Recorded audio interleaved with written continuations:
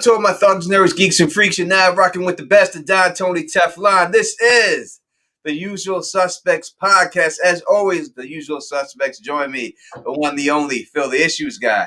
Hey, Tony. Good to be back here to talk about some Song of Ice and Fire stuff tonight. Excited.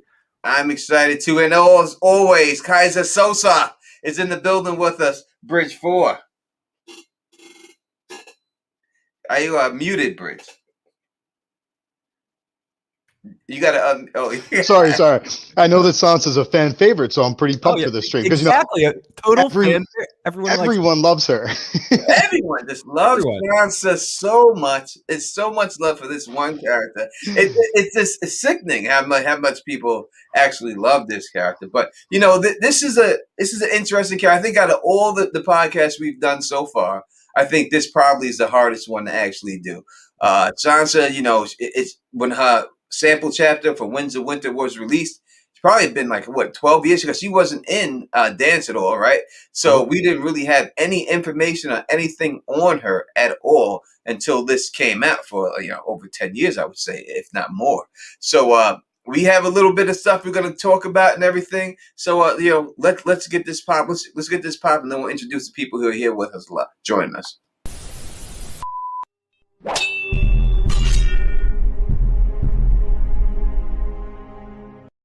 What up to everybody in the chat rocking with us? What up to Siren Thomas is in the building rocking with us. Forrest is in the building rocking with us. Art Anderson is in the building rocking with us right now. C. Bob is in here. Noel Novels is in the building rocking with us right now. You mad, bruh, is up in here. Miss Witch is up in here. Make sure you hit that thumbs up button for your boys so that way we can get everything. Miss Duncan the Tour is in the building rocking with us right now. As always, make sure you hit that thumbs up for your boys. You know what I mean? So that way we can get more people up in and everything else. And so in all honesty, the most hated character in all of Game of Thrones for whatever reason. Now, I don't know why people hate her, but she is the most hated character in all Game of Thrones. That's an interesting question. That's kind of a good place to start too, because the Sansa in the books is, I think a lot of the Sansa hate stems from the television show, and more than other characters. This isn't about better or worse. That's not what we're getting into here. Sansa's story and the way it goes, and even to what we saw in her sample chapter, is virtually nothing like Sansa on the show. Up until a point it is, but in the future stuff, the stuff with Winds of Winter, I think is almost going to be more than almost any other character that we've seen so far, different than what we saw on the show. I mean, maybe we'll have a couple of the key points ending. Maybe she'll be Queen of the North. We can talk about that in the end. But I think I actually enjoy, people are asking, is the Sansa slander true? I enjoy book Sansa. I really enjoyed that chapter. I enjoy stuff in the Vale, in that we're going to pick apart the Vale here. But I don't always like show Sansa, and I think that bleeds into people's opinions of the character. I think the book character is far different. So I don't know if that's a place to start, like some of the just basic differences between the two characters, because they are two different people in some ways. Yeah, actually, let me jump in real quick. I'm actually a huge fan of Sansa. Granted, I'm corny. I tend to love like almost every character, but like you said, there is a difference between show Sansa and book Sansa. Not only in their arcs, but also just the fact that books have train of thought. You get a couple looks inside her head, especially during like a Clash of Kings, like during the Battle of Blackwater, where she's thinking about the enemy. She's thinking about Tyrion, and she's praying for Tyrion and for Sandor the Hound. She's scared of them. She doesn't even like them. But like at one point, actually, Lancel gets hurt, and she's thinking, she like compliments him, and she feels bad. Like when you get inside her head in the books, she has the softest heart ever. Like I totally love her because she really is a very loving person. Not in the very beginning of the story, but into Clash of Kings and A Storm of Swords, she's a real loving person. So I kind of adore her. And that's kind of what her arc is, right? So we see her in the beginning as the spoiled, rich, uppity, snobby chick. And in all honesty, that's not kind of her fault. That's the way she was raised to be, right? So everyone's like, oh, but Arya wasn't like that. Everybody is different. Arya didn't take to it, but Sansa did take to it. If Catelyn had her way, Arya would act more like Sansa. That's what she wanted. Yep. So that's what she was raised. And then she gets the reality check when she comes down to King's Landing, and it softens her up a bit. And I think that's a good progress. And I did like the way they did it in the show when they did the Battle of Blackwater. Now, that episode was written by George R. R. Martin. So that just shows you that's why the characters act so good. But the interaction with her and Cersei in that Battle of Blackwater, when she's like, "Listen, your powers for a woman aren't always in your tears." You know what I mean? And then she's like, Stannis Baratheon is gonna come crack this to that door. Any other man, I'd have a chance to talk to him. He said, but Stannis, I have more chance of deucing this horse than I would. Murder, But I like that whole Sansa Cersei interaction, and I think that what Sansa is, and this is what I think is better than Arya. I like Arya, but Sansa, at least in the show, from the show version, real quick, Sansa seems to learn. Now, in the show, they did do a dumb thing with her, but in the book so far, it seems like she's learning from everyone, and she's taking her actions. Anything she gets from this character, she remembers it, and she goes on. In the show, they didn't do that. When she went to Ramsay, it was like she was that spoiled Sansa that we met all the way in the beginning. She went right back to that. And we see in this version of Sansa, she's not that. You see how when she treats Harry, and we'll get to all that. She's not that type of person. Absolutely. And like into the point where they kind of summed up her time in the area with her reverting back, smashing Robin's castle. Sansa in the book knows how to play Robin very well, knows how to talk to him as well, takes the best of how Eliza talked to him and protected him from his attacks. She knows how to influence him there in a way, knows how to hide Harry from him to not get too freaked out by him. So in the book, she's always evolving and moving, like you guys were saying. And I think that's amazing. And I also think what you were saying about Cersei and the conversation with Cersei on the show is not dissimilar to her relationship with Miranda.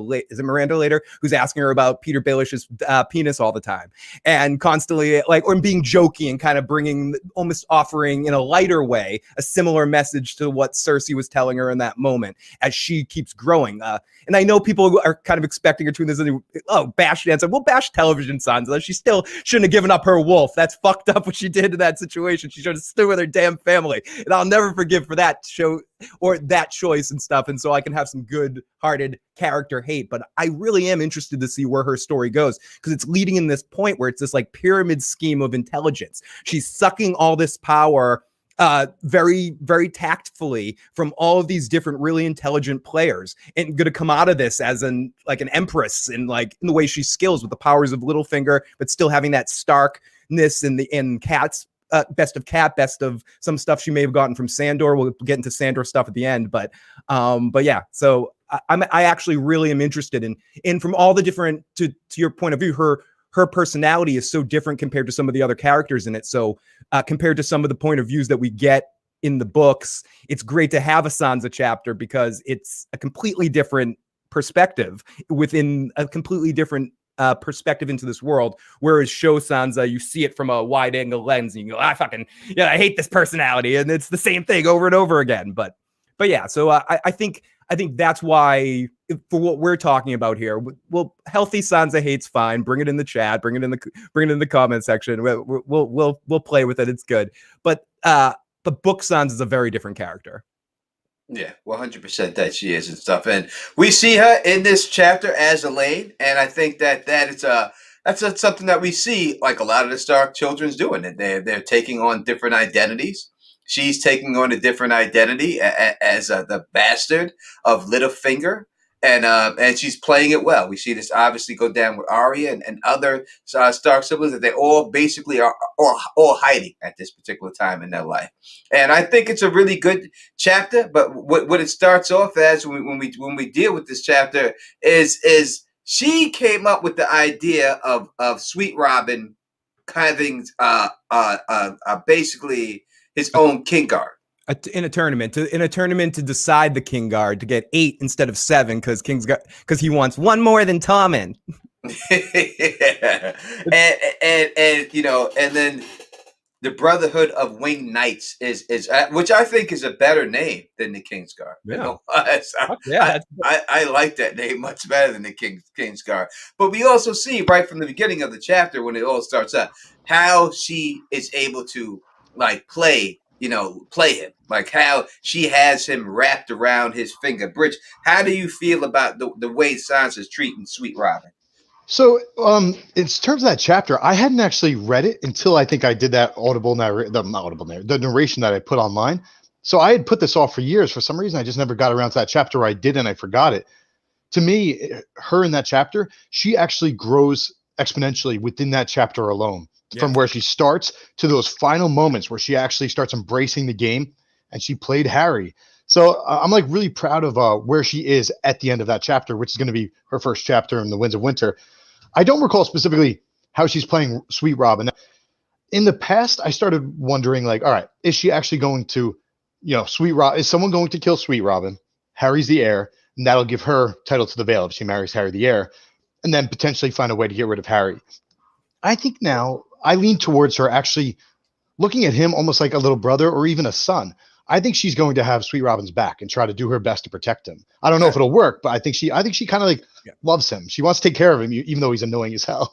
Yeah, no, I would agree with you, Bridge. I think in how she manipulates him is by showing him kindness, not freaking out when he's like, I want to sleep in the bed and touch you and love you and call you George. She's like, I know you want to do that, but I'm a bastard now. I can't do that, but you're very sweet. We're going to find you a beautiful wife and it's going to be all right. And he's a little smarter than he's letting on. He knows what Harry's trying to do. He's like, Harry just wants me to die. And she's like, whoa, people shouldn't talk. Or she talks about how Harry has, he mentions that someone mentioned that Harry has a girl on the side, and she's like, he shouldn't talk. That person shouldn't talk. And she like snaps for a second, but then she brings it back in and realizes how she has to deal with him. So she really talks to him the right way, understands, makes him feel special in the right moment. And to your point, I just jumped on in a second because I was going to bring this up later, but there's a point in the chapter where she first meets Harry and it doesn't go well and they get into a bit of a disagreement and she sort of gives him the pleasantries and then mumbles to herself, and may you stumble off your horse, Harry the heir, and fall on your stupid head in the first tilt. I think that might be an indirect premonition, and I'm going all Bridge here. Indirect premonition, and Harry is going to fall on his fucking face in the first tilt and die. And that towards the beginning of the tournament when we finally get part of the tournament. I don't think Harry makes it out of that tournament alive. Well, he's not a good sword fighter from what we know. He's not a great knight.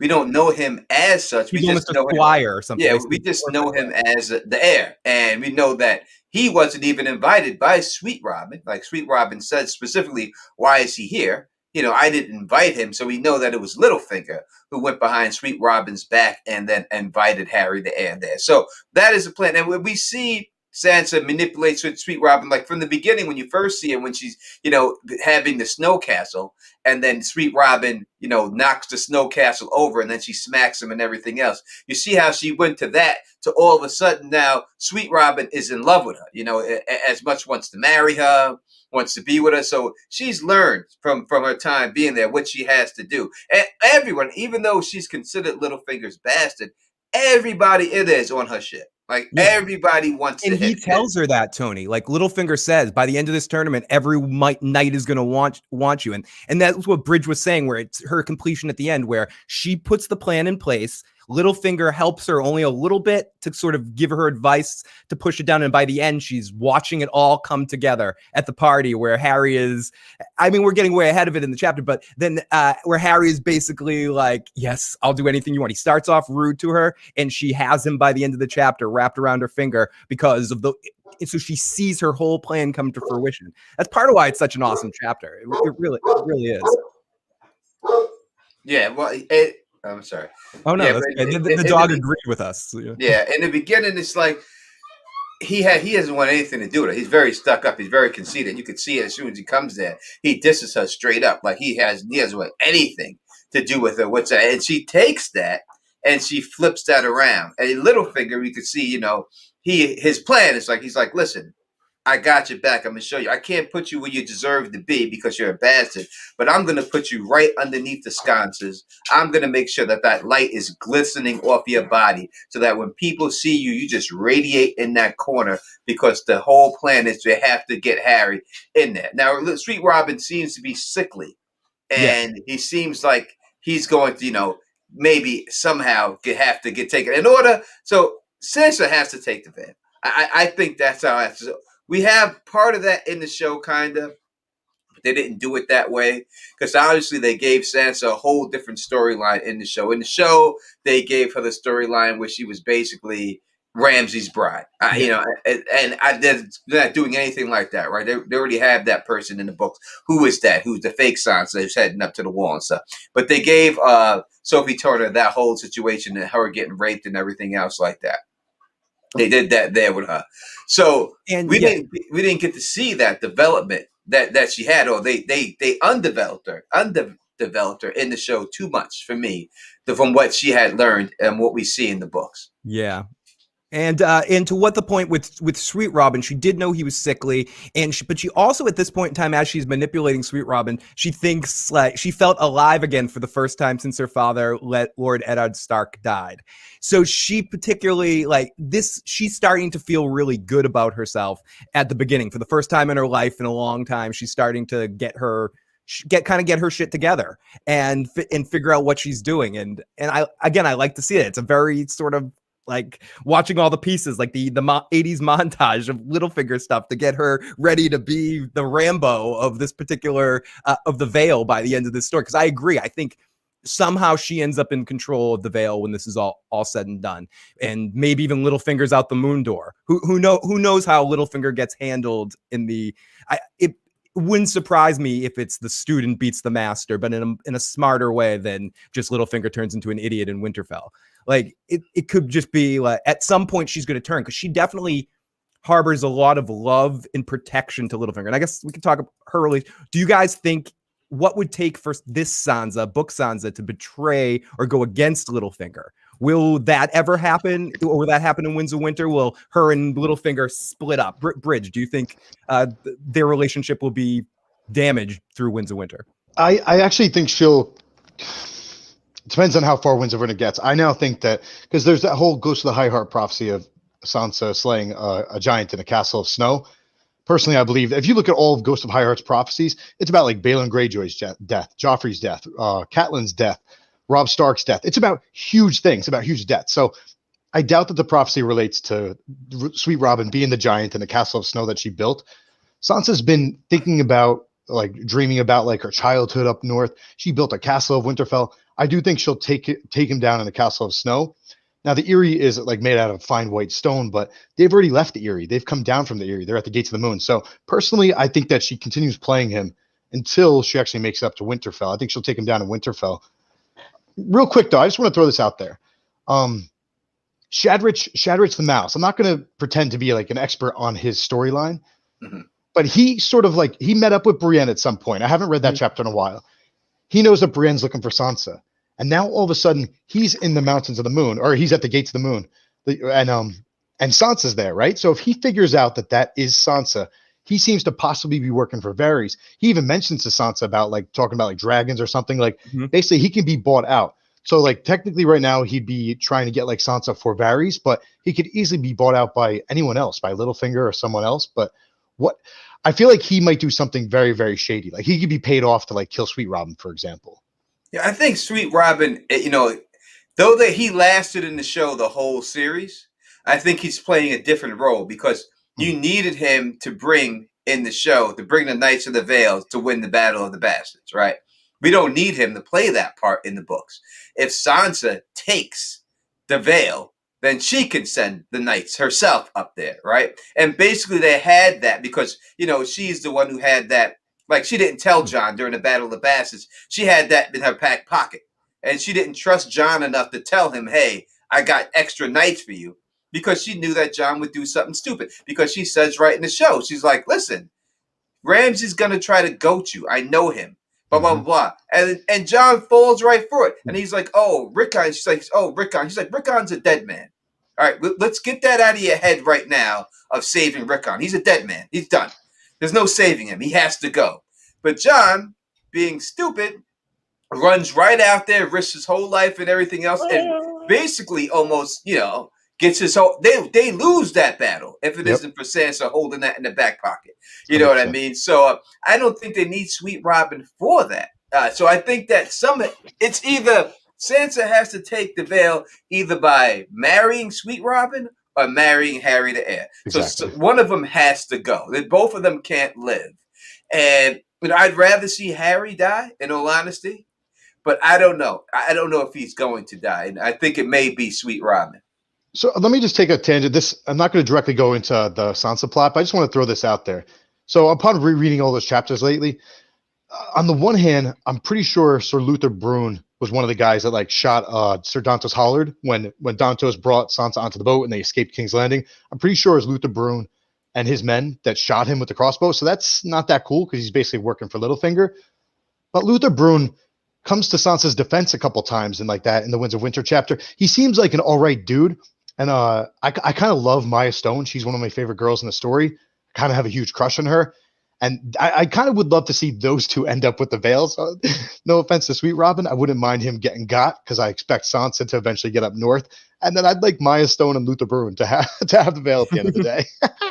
Yeah, Kelly Johnson, thank you for the super chat. And I think that's a given. So I don't really think we have to talk about that right there and everything. Yeah, it would be nice to see a character, have control of two spots, right? We haven't seen that. Like if in the end, whatever, she's the Queen of the North, and she's also the Queen of the Vale. Like she holds Lady of the Vale, yeah. Yeah, she holds them both down. Like she has them both. And we haven't really seen a lot of that. So I think it's quite possible that she could. I mean, she's in line for it. Obviously, her aunt was there, and her aunt held it down. So she is in line to do that. I mean, it's quite possible that she could pull that off when it's all said and done. We got gray area in the chat that says TV show Sansa is trash can juice. So I've got a really important line. So Lynn Corbray is going to play some big role within this Vale plot, right? Yeah. So I mean, George writes things. I mean, he could just be throwing out lines, but this line seems like it's one of those lines that's going to pay off. So Sir Lynn Corbray, to anyone in the chat that doesn't recall, when the Lords of the Vale first came up and Sansa was pretending to be Elaine, pretending to be his bastard, and they're saying, what happened? What happened to Liza, right? The way that Peter Baelish got that meeting to go get messed up so that he could buy himself some time is that he had Lynn Corbray pull out his sword pretending to be mad. But really, Sir Lynn Corbray, I think it's actually a Valyrian steel sword, Lady Forlorn. Yeah, so Lynn Corbray is actually working with Littlefinger. But in the Winds of Winter chapter, this is the line that jumps out. So it's Sansa just in her thoughts, and she says, or she thinks, perhaps instead of being Peter's man, pretending to be Peter's foe, he was actually his foe, pretending to be his man, pretending to be his foe. So it seems like Sansa is going to, in some way, shape, or form, almost use Sir Lynn Corbray against Littlefinger, not necessarily against him, but against Littlefinger's goals, let's say. Yeah. I think sorry. I was just going to say, I think she's totally doing the same thing with Sweet Robin. And I tend to, a couple of people in the chat, I was saying it earlier, I think Harry the Heir dies. She ends up somehow, whether marrying or controlling Sweet Robin and turning him against Littlefinger somehow, and Littlefinger flies through the moon door. That's how I think Littlefinger ends, but I wouldn't be surprised because Sweet Robin could throw Littlefinger out before he has a chance to say anything. Just real quick, I want you to keep going with this, but remember, they've come down from the Vale because, like, it's winter. Winter's coming. I don't know if they're going to be able to get back up in the Vale for the rest of the storyline at this point. Oh, it's true. That is up to the Eyrie, I should say. Up to the Eyrie, yeah, it's true. But yeah, I do think Harry's going to die in the tournament. I guess is the point of all that. So here's a scenario I was throwing around in my head the other day.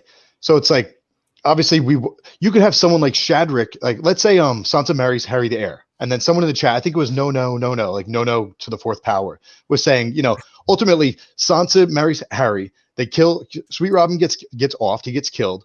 That makes Sansa heir to the Eyrie, to the Vale. And then the Harry the Heir gets offed. So that's ultimately Littlefinger wants to marry Sansa. He's obsessed with her, right? Yes, that would be the plan, right? So here's a way it could go down. Potentially someone like Littlefinger knows that Shadrich wants some money. So he pays off Shadrich to kill what's his name? Sweet Robin. Now, Lynn Corbray has worked for Littlefinger. But the fact that he's technically an ally, but the fact that he's an ally means he knows things. He knows some of the dirt. So Littlefinger at some point is going to want to get rid of Lynn Corbray because it's like you can only use someone for so long, and eventually they can use what your plots against them, right?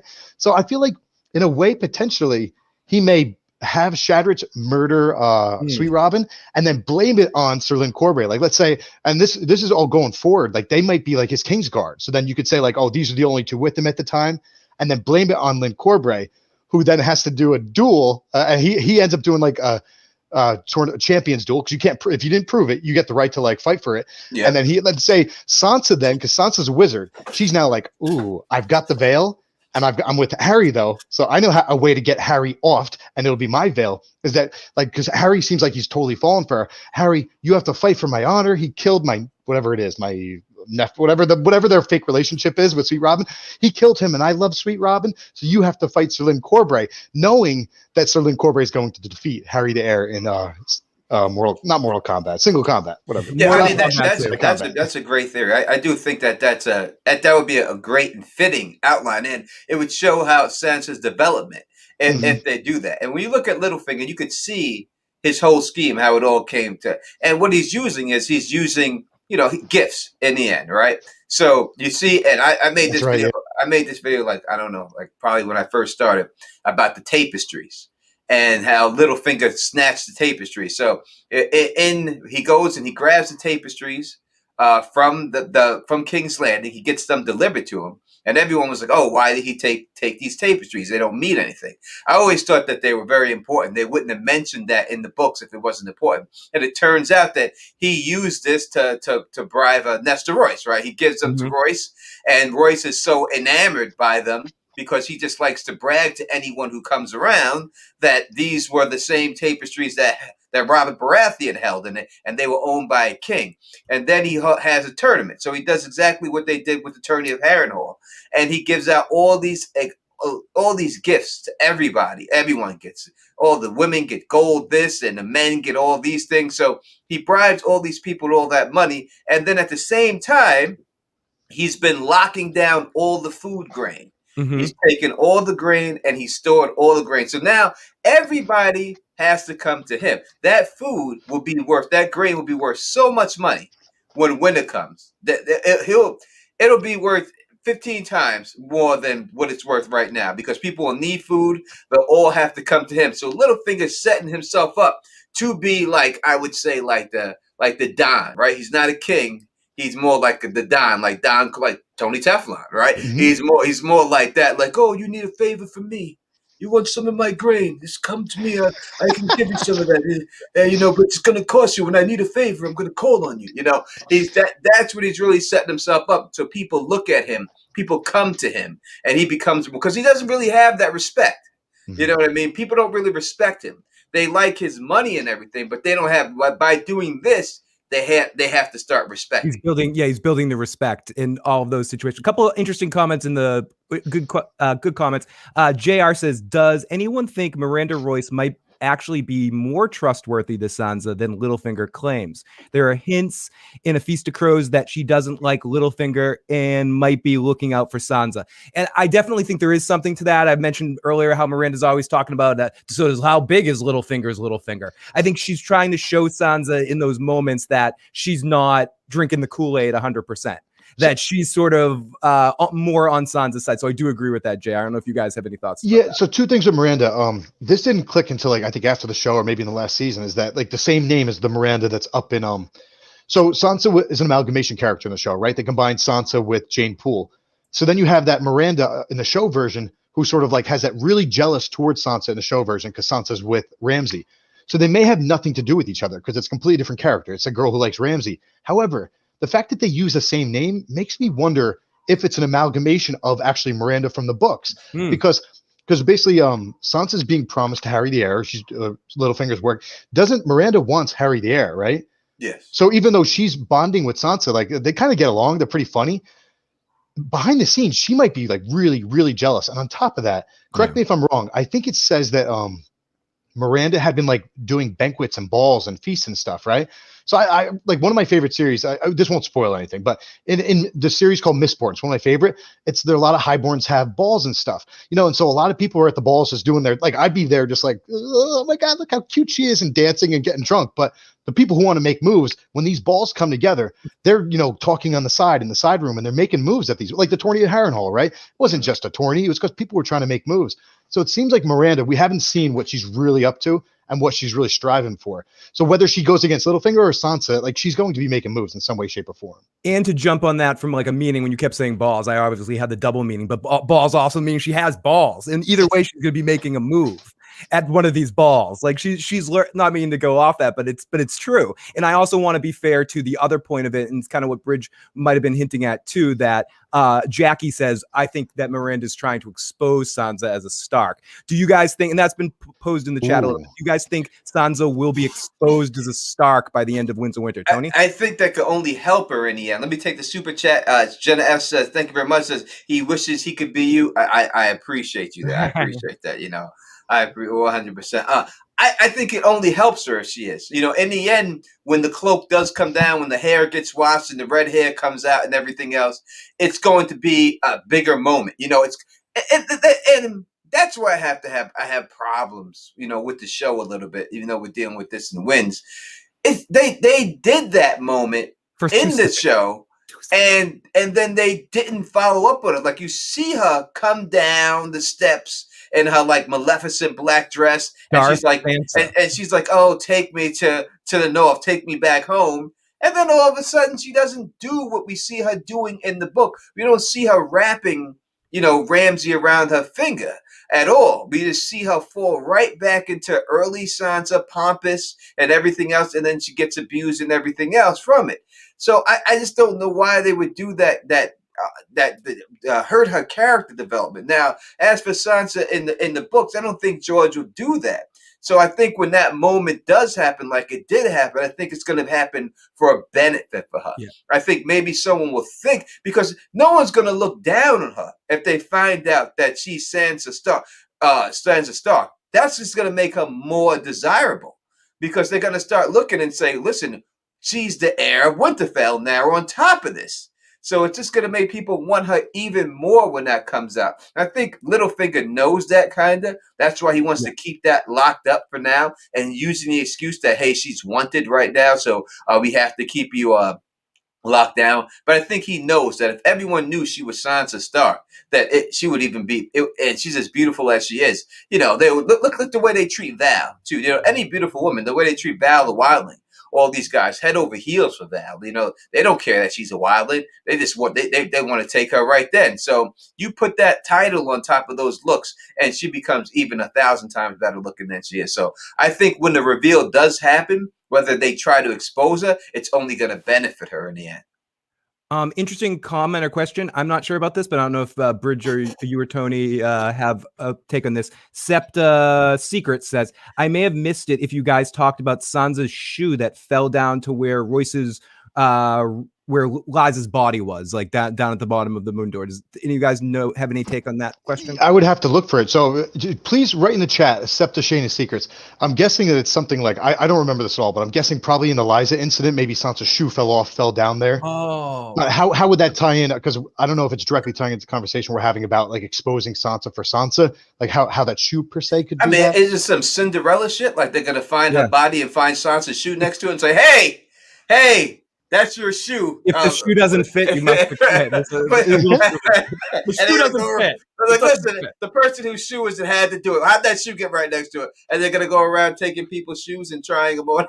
Yeah, that's what I'm saying. It'll be like Cinderella meets Johnny Cochran. They'll just be trying stuff on. Like, doesn't fit. Doesn't fit.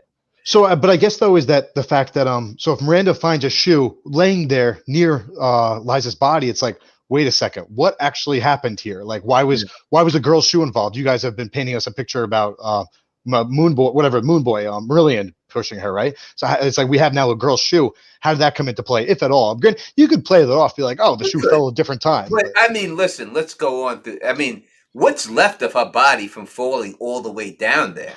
And they're in the clouds. It's not like she's falling from a 6-story building, which is terrible enough. They're in the clouds. There's bits and pieces of Liza all over the place. And she's falling on the mountains. You know what I mean? It's not like she's falling on a flat beach somewhere. Yeah. It's the mountains. So if they actually found this woman's body and was able to identify it, and the shoe just happened to be on top of it, I think that's a little bit crazy. I don't think they could actually pull that up. That body's got to be mangled. Jenna S. Super Chat, do we think Sansa will warg? Or has that ship sailed on her? So I think the warging is connected to the direwolves for the Stark's children, and when they lose their wolf, they lose their ability to warg. I think that's what it is. So I don't think that she's able to. Anyone else have any thoughts on that? I think she will be. I think she already has. I kind of put her in the same boat as like an early Bran when he's warging things without knowing it, or like a Robb Stark. Pretty much his whole arc, he was like warging Grey Wind without truly knowing it. But so like it's of all the characters, it's the most debatable as to whether or not Sansa. Like I think she definitely was a warg in her very first chapter. It's very small, but she's standing there with ill and pain, and then Lady growl. Like Lady's anger sort of reflects Sansa's anger. So Sansa doesn't even realize she's a warg, but they're already doing a partial soul swap. Then Lady actually growls at the Hound too. But then, of course, we lose Lady actually later in that chapter, or maybe the next chapter. But now she goes through most of her arc, like in King's Landing, and she's not really near animals, and she doesn't bond with any of them. But I do think that she's potentially bonded to the Mastiff, the Hound, the old Hound in Gulltown, and then also potentially like birds, like a falcon at the Vale. I think she may have been like almost seeing through the falcon's eyes and looking at Marillion at one point. So wait, to really answer the question though, to go to Kelly, I would not put any money on this, but now that you mention it, what I would really like for is some sort of plot where, like, let's say Miranda is jealous of Sansa and tries to get Sansa, tries to have someone kill Sansa, like a Shadrich or something like that, right? And then the Hound that used to sleep next to her in Gulltown, if that Hound's there, that Hound actually saves her life. That would be pretty badass. Now, Bridge, you keep saying a hound. Every time you say it, I'm thinking of a different kind of hound that she might have warged with in a different way, or connected with, or got into his mind in a different way. I've definitely heard Bridge talk about this. I don't know if I've heard Tony talk about this, but there is something about Sansa where she has a memory about the Hound kissing her that didn't actually happen. And George R. R. Martin has made it a point to point that out several times, it's not on purpose that has been changed, that memory has been changed. And I mean, this isn't exactly with it, but I wouldn't be surprised if the Hound makes his return somewhere in that tournament too, or he shows up there to help to be an agent of Sansa. I might be pulling it crazy, but saying warg, but to answer that question with warging, I don't think so. I tend to agree with Tony that I think her ability for that got cut off. I think maybe she does have some ability to be prophetic a little bit, where I think she sort of predicts without even realizing that Harry's going to die in the tournament and things like that. But I don't think she connects with animals. But maybe to your point, she hasn't had the opportunity to in a while because she's not around a lot of animals. Yeah, let me actually throw this out real quick. I don't have like my notes organized for Sansa being a warg, but I just randomly I typed in Old Hound on my master file. And check out this line. So it's very similar to the Sansa's first chapter in Game of Thrones, where Lady growls at Sir Ilan Payne and the Hound. So it's actually in a Sansa chapter in the Storm of Swords, Sansa 6. And then he shows up to her. It's when he's hitting on her, and he's like, "Sweet Elaine, I am Marillion. I saw you come in from the rain. The night is chill and wet. Let me warm you." So he's totally creeping on her, right? The very next sentence is, "The old dog raised his head and growled, but the singer gave him a cuff and sent the dog slinking off." But basically, it's like, if a human's talking to Sansa, like people talk to Sansa all the time, and the dog doesn't growl at them.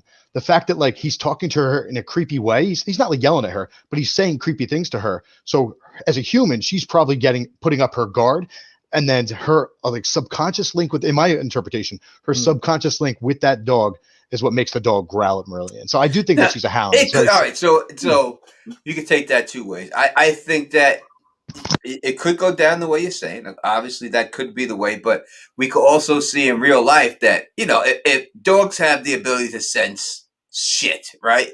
Like I got a lot of dog owners, I'm sure, in this chat right now, and I'm sure that they can say that if someone is not good, their dog has the ability to sense it, and we ground at people like that too. If that person's not good for you, like somehow the dog has the ability to do it. So I think it can be taken both ways. Kelly Johnson, thank you for the super chat. Tony, do you think Jon will end up with Val after he kills Dany? Yes, I do think that Jon ends up with Val when it's all said and done. I think that's his wife. Everyone say what up to Kaz. This is the first time they've been able to make it to a live stream. So thank you, Kaz, for rocking with us and everything else like that. But I hear what you're saying, Bridge, without a doubt. But I think when you come to dogs, it's hard to say that. I think that it's quite possible that it could just be dogs just know. If it's your dog, you know what I mean? Your dog knows the deal. That they have that sixth sense that, hey, this person's not bad for you and everything else. You got over 100 people watching. Make sure you hit that thumbs up for your boys. Keep it going. You know what I mean? Let's keep people coming up in here and stuff, and So keep talking. Real quick, though, just to play devil's advocate, I think that the whole concept of warging, George is just taking something from real life that happens and just making it a little more magical. So the fact, like, I interpret that as, well, yeah, I've already said my piece, but yeah, I think that is the warging. No, I think warging is disgusting. I mean, in all honesty, it's body snatching. Yeah. So he just, that's what it is. So he could change the name and make it sound good, give it a nice name, but let's call it for what it truly is: body snatching. Freaky Friday. And body snatching is not good. I mean, the old movie, The Night of the Body Snatchers, you know what I mean? It means something, right? It was a horror flick back in the day, because the body snatching is not a good thing. And I think that when that movie came out, the body snatching movies, I think that was a 70s movie. So I think George R. R. Martin liked that movie. And as we know, George does like to take from a lot of different source materials, and he just took that body snatching and said, "Hey, let's do this into something." He was probably working on Beauty and the Beast at the time, and when he was like trying to think of his whole thing. But he does look at a lot of things. To Bridget's point, I've heard him say, like, a lot of the setups for the magic is based around real stuff, but I have to add a little extra sprinkle of Harry Potter magic in there. Otherwise, it's not a fantasy world. It's just historical analogy or something, allegory. So it is true in the sense that some of the connections I think that some of our characters have with animals is not dissimilar to the connection we as humans have with animals. But then there's that extra something, what Tony's talking about, the the body snatcher element, which is more magical science fiction, exists in this world as well.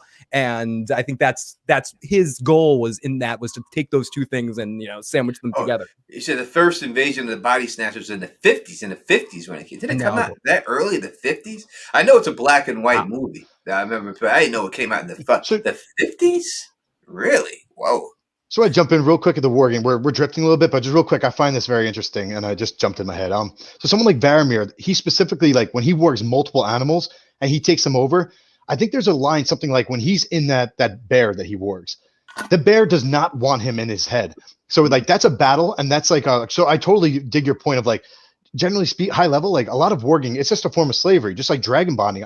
Even though it's, like, awesome when you have that bond, it's a form of slavery. However, to play devil's advocate, when there's sort of like a symbiotic or whatever, like a mutual love for each other, like Bran and Summer, they love each other and they bond in a way, like they just swap pieces of their souls and it's a willing exchange. Something like Sandor, I believe Sandor and his horse Stranger have that same swap. So I think that there's certain, like, limits to it where it's a beautiful thing, but then when you cross the boundaries, like warging Hodors, obviously that's terrible. It's disgusting. Yeah, I think it's more of a, like, the way you're saying, like let's say Avatar, right? Let's use that for an example.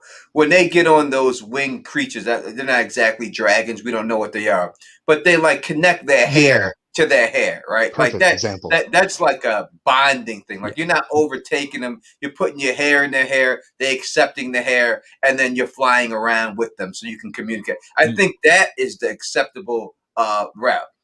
Hodor, when he's cowering in Bran's mind, and then Bran's like, "Hey, it's me, Hodor," and Hodor's like, "Motherfucker, get out of here! Get out of here! Stop What the fuck are you doing to me? You fucked me up before you were born, you motherfucker. Yeah, you made me like this. I was gonna be a nice guy, be a knight, and everything else, and you ruined my life. And now." And it's like, even when they show and it's like, "Oh, Hodor is such a hero. He's holding the door." Bran's forcing him to hold that door. Yeah. That's not his free will to hold that door. That's Bran forcing him there to say the kid to hold those people to save his own goddamn life. And that's just the bottom line when it comes down to that. But yes, we are going off a little bit on here. But real quick, I just want to address Kelly has a super chat. Yeah, super chat for Kelly for Bridge. So this real quick, this dragon's not a slave. I love that line, and it sort of ties into the fact that also Dany literally locked up her dragons at one point. She did it for what she thought was good reasons, but so even within dragon bonding, just like warging, I think there's good examples and bad. So someone like Jaehaerys and Vermithor, Queen Alysanne and Silverwing, I feel like they probably had, like, loving relationships with their dragons, lifelong bonds, or someone like Daemon and Craxes even, or even Lena Velaryon and Vhagar. But then you have someone like Aemon One Eye. Potentially, he's sort of taking over Vhagar. You know what I mean? So we don't really know. But I feel like there are potentially some hostile bonds in the dragon world, and also some loving bonds. But we don't really know. But that's the way I see it. And what I was just going to say to top it off, another example that sets that up really well is the symbiote spider with Spider-Man versus Venom. Venom accepts the symbiote and becomes one with it, whereas the symbiote is trying to leech off of Peter Parker to learn knowledge and use the power to control. It's even within the same thing. To your point about a dragon, one dragon could be a healthy symbiotic relationship. The other could be someone forcing their will upon the dragon for control and power usage. Yeah, super chat from Jen S says, thank you for the super chat. Says, babies were given eggs to hatch. I think it's totally different. You're right. And sorry. Go ahead. Yeah, just a lot of the like so many. I don't want to spoil too much for the House of Dragon, but like a lot of the kids that when they bond dragons, they had a lot of Targaryens had eggs put in their cradles, and even someone like I'm pretty sure even Vermithor and Silverwing were put in like Good King Jaehaerys and Alysanne's cradle. So a lot of those dragons, like if they bond in the cradle, that seems like a very special type bond. But then even sometimes when people have like dragons have a second rider, I don't think that's necessarily like a form of slavery. Like maybe they like someone like Nettles and Sheepstealer, when they bonded, you can make the argument that it's just because of habit and they grew to like each other from feeding. I think there was sort of like a loving relationship that developed with those two, and they bonded in like a beautiful way. Yeah, if you feed something enough, they'll like you. I mean, you can look at any type of like there's a video out there of a guy. He's feeding like this raccoons, and he's getting mobbed by like 50 different raccoons. All of them hugging him. Yeah, they're all hugging him because when you feed something, you can get anything like you if you feed it enough. I think there's a line in a Jane's Addiction song: "If you want a friend, feed any animal." And it's true though. Like you feed an animal, you make a friend, and not every. I mean, you maybe sometimes you're the food for the animal.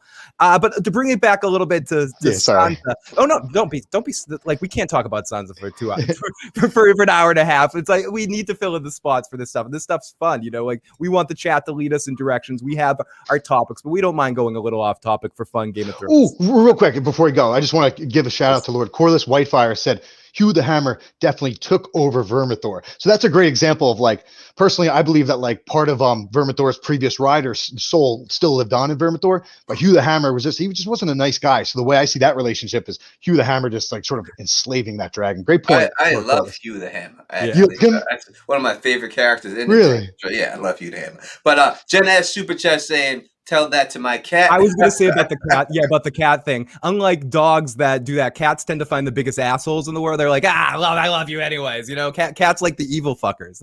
I love cats. But okay, so we're at the tournament. Just to kind of go through the basis of this chapter. It starts off with Sansa manipulating Sweet Robin, as all the people from the tournament are getting. Harry and his group are the last. One of the houses that's at the tournament, though, is it's House Toilette or something like that, which is Dolores Ed's house, which is kind of cool that they're amongst one of the houses in the tournament as well. I thought that was pretty cool as I was going through it. And then basically the chapter is Sansa walking around looking, and she never actually says her name Sansa or thinks about herself as Sansa. A couple times she thinks about Eddard and Tyrion, but she doesn't really think about herself being Sansa. But she's just walking around looking for Littlefinger and hanging out with Miranda, talking shit. And then she meets Harry the Heir, who's a dick to her. Bridge, you did a really great breakdown specifically on Harry the Heir, but what are both of you guys' opinions on Harry the Heir as a character? And we kind of talked about what his fate is, but will he be important, or is he just sort of, you know, a means to Sansa's end and isn't making it out of wins alive? I'm with Tone in the sense that like he almost seems like a piece of Sansa's puzzle, in the sense that first step is you remove Sweet Robin. Second step is you remove Harry the Heir, and then Sansa has control of the Vale. Yeah, right? Isn't that what you were saying earlier? Exactly. I just don't think that a character can be introduced this late in the game that could truly be that important. Anything who's really, if he was in book 1, he was in book 2, he was on these things and we talked about, then we could say something different. But the fact that he's really truly being introduced right now, they're only introducing him as a pawn, a stepping stone to get Sansa the Vale when it's all said. She has to take it.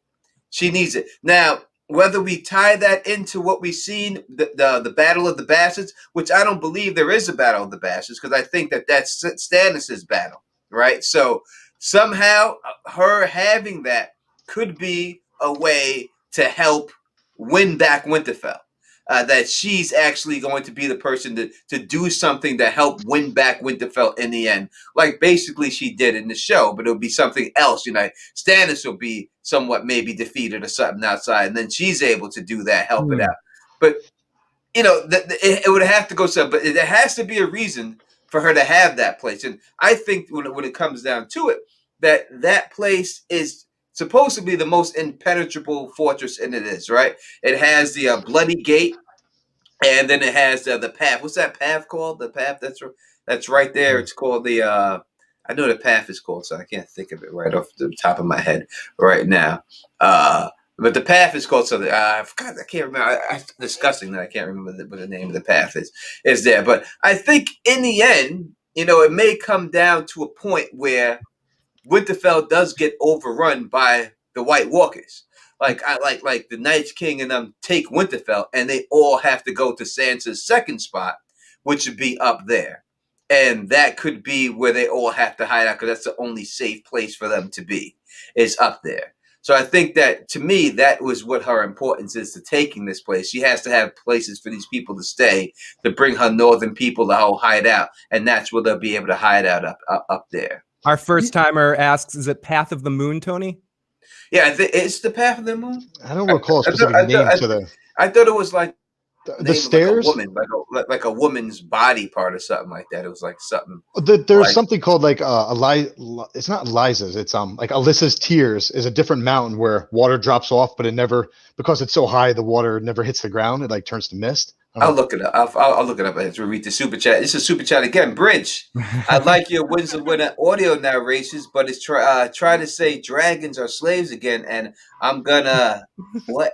Echo Nama Rake Sword you for such a premise? I don't understand what that means. Maybe you do. So it's just basically saying gonna kick my butt. Animander Rake is one of the coolest characters in any fictional fantasy story ever.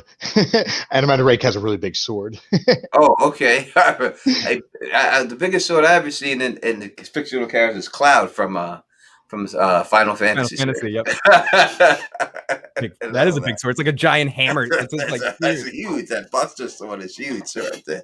I remember when I was young, I actually was going to get him tattooed on my body with that sword. Like, I was going to be my first tattoo ever. And then people told me, they're like, man, you're going to grow over. You're going to be like, why you got that guy with that big ass sword on? You don't do that.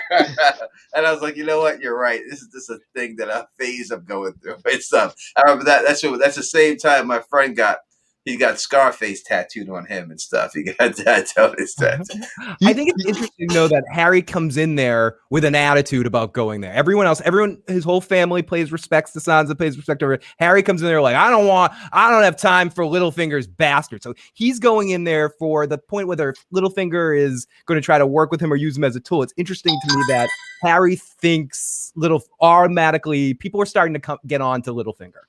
Up until this point in the story, something different between book to show Littlefinger is on the show, it's Cicerati from frickin' The Wire. You know this guy's up to no good. You just see the smile on his face. You understand it.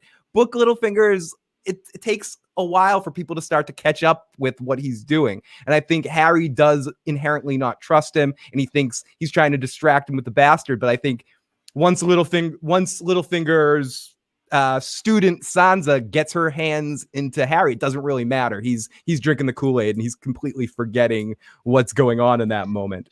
I don't know if this will just distract us in a bad place, but I just want to throw this out. It's a really cool sort of parallel between Sansa and Lady Cat, right? So she's most similar to Lady Cat. Mm-hmm. Sansa grew up in Winterfell, and she dreamed of the songs, as Tone was saying at the beginning of the stream, and then she wanted to get away. All she wanted was to get down to King's Landing. She wanted to be queen, yada yada. Now she's having dreams of back in Winterfell. She's building a castle of snow of Winterfell. She's really missing Winterfell. And I read something pretty interesting the other day during some reread where, remember, actually, I don't know if she still knows, she's not in the chat. But so we have Lyness Hightower, who married Jorah. So Lyness Hightower is from a city similar to King's Landing. Like she likes that high noble life. She goes up to Bear Island, and she hates the North. There's actually a scene where Lady Cat's talking about how Lyness Hightower, his wife, she came to Winterfell, and she was drinking and got drunk and telling Lady Cat how she just hates the North, blah blah blah. And Lady Cat says to her, yeah, I knew a girl from Riverrun who once thought the same, but she grew to love some stuff up here. So I feel like that's sort of paralleling Sansa. Like Sansa's someone who like just totally didn't really bond with that North lifestyle, but now she's learning that there's stuff to love at Winterfell, and so I think her destiny is going back up there. Yeah, I think in the end that's where she has to be because Yep. you know it's a fantasy. Like she doesn't want to be a part of that lifestyle, even though she grew up there, and Mm-hmm. until she sees what the real world is like, and then she said, it's not too bad at home. Mm-hmm. And I think you see that a lot of times in real life where people from small towns will go to the big city. I can't wait to get out of my town and go to New York City. I can't wait to leave my town and go to this huge city. And then you realize that, that big city's kind of dirty. It's got rats, it's got cockroaches, and it's got a bunch of people in it who ain't so nice. Where you're like, and they get older, so I'm going back to that small town life. I was really better off there and stuff. So I think it's more of a situation like that. But yeah, I looked it up real quick on the Vale and stuff like that. I know there's a name, but it doesn't say a name. But I think that when the White Walkers do attack, that's the best place to hold up because it says right there, it has that narrow opening, and no one, and it's only time that a place could ever get taken is from dragons. Like it's impossible to be taken. Yes, it could fly right up to the top For the dragon. So if you had the White Walkers and you were able to funnel them through that area, the Bloody Gate, you would be able to knock off just about the whole troops, and that would be the safest spot. So maybe that's the reason why Sansa has to take it in the end. Because unlike the show, I don't think it just ends at Winterfell. I think they did that for show purposes. I can't see that the first attack that they get, they fall at Winterfell. They have to make the White Walkers have to make it past Winterfell. It have to, or it's not a good story. Yeah, And I would agree with that as well. And the fact that it's called The Dream of Spring, the final book, that means that the White Walkers are still on the march during this whole situation. I expect the end of this to be very similar in the way to like Empire Strikes Back ending, where where the end of Winds of Winter is going to be a not happy ending that leads into a Dream of Spring. Maybe we'll see some light at the end of the tunnel, but I think a lot of characters we know and care about are going to die, and at the end of Winds of Winter, it's going to seem like a very hopeless place in Westeros.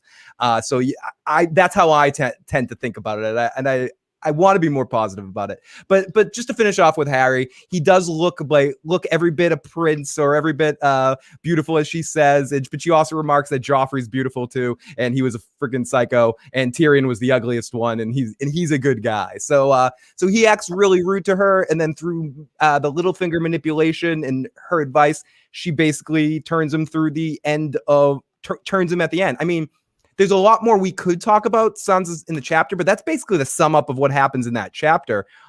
There's her interactions with Miranda back and forth, but that's kind of the gist of all the actions.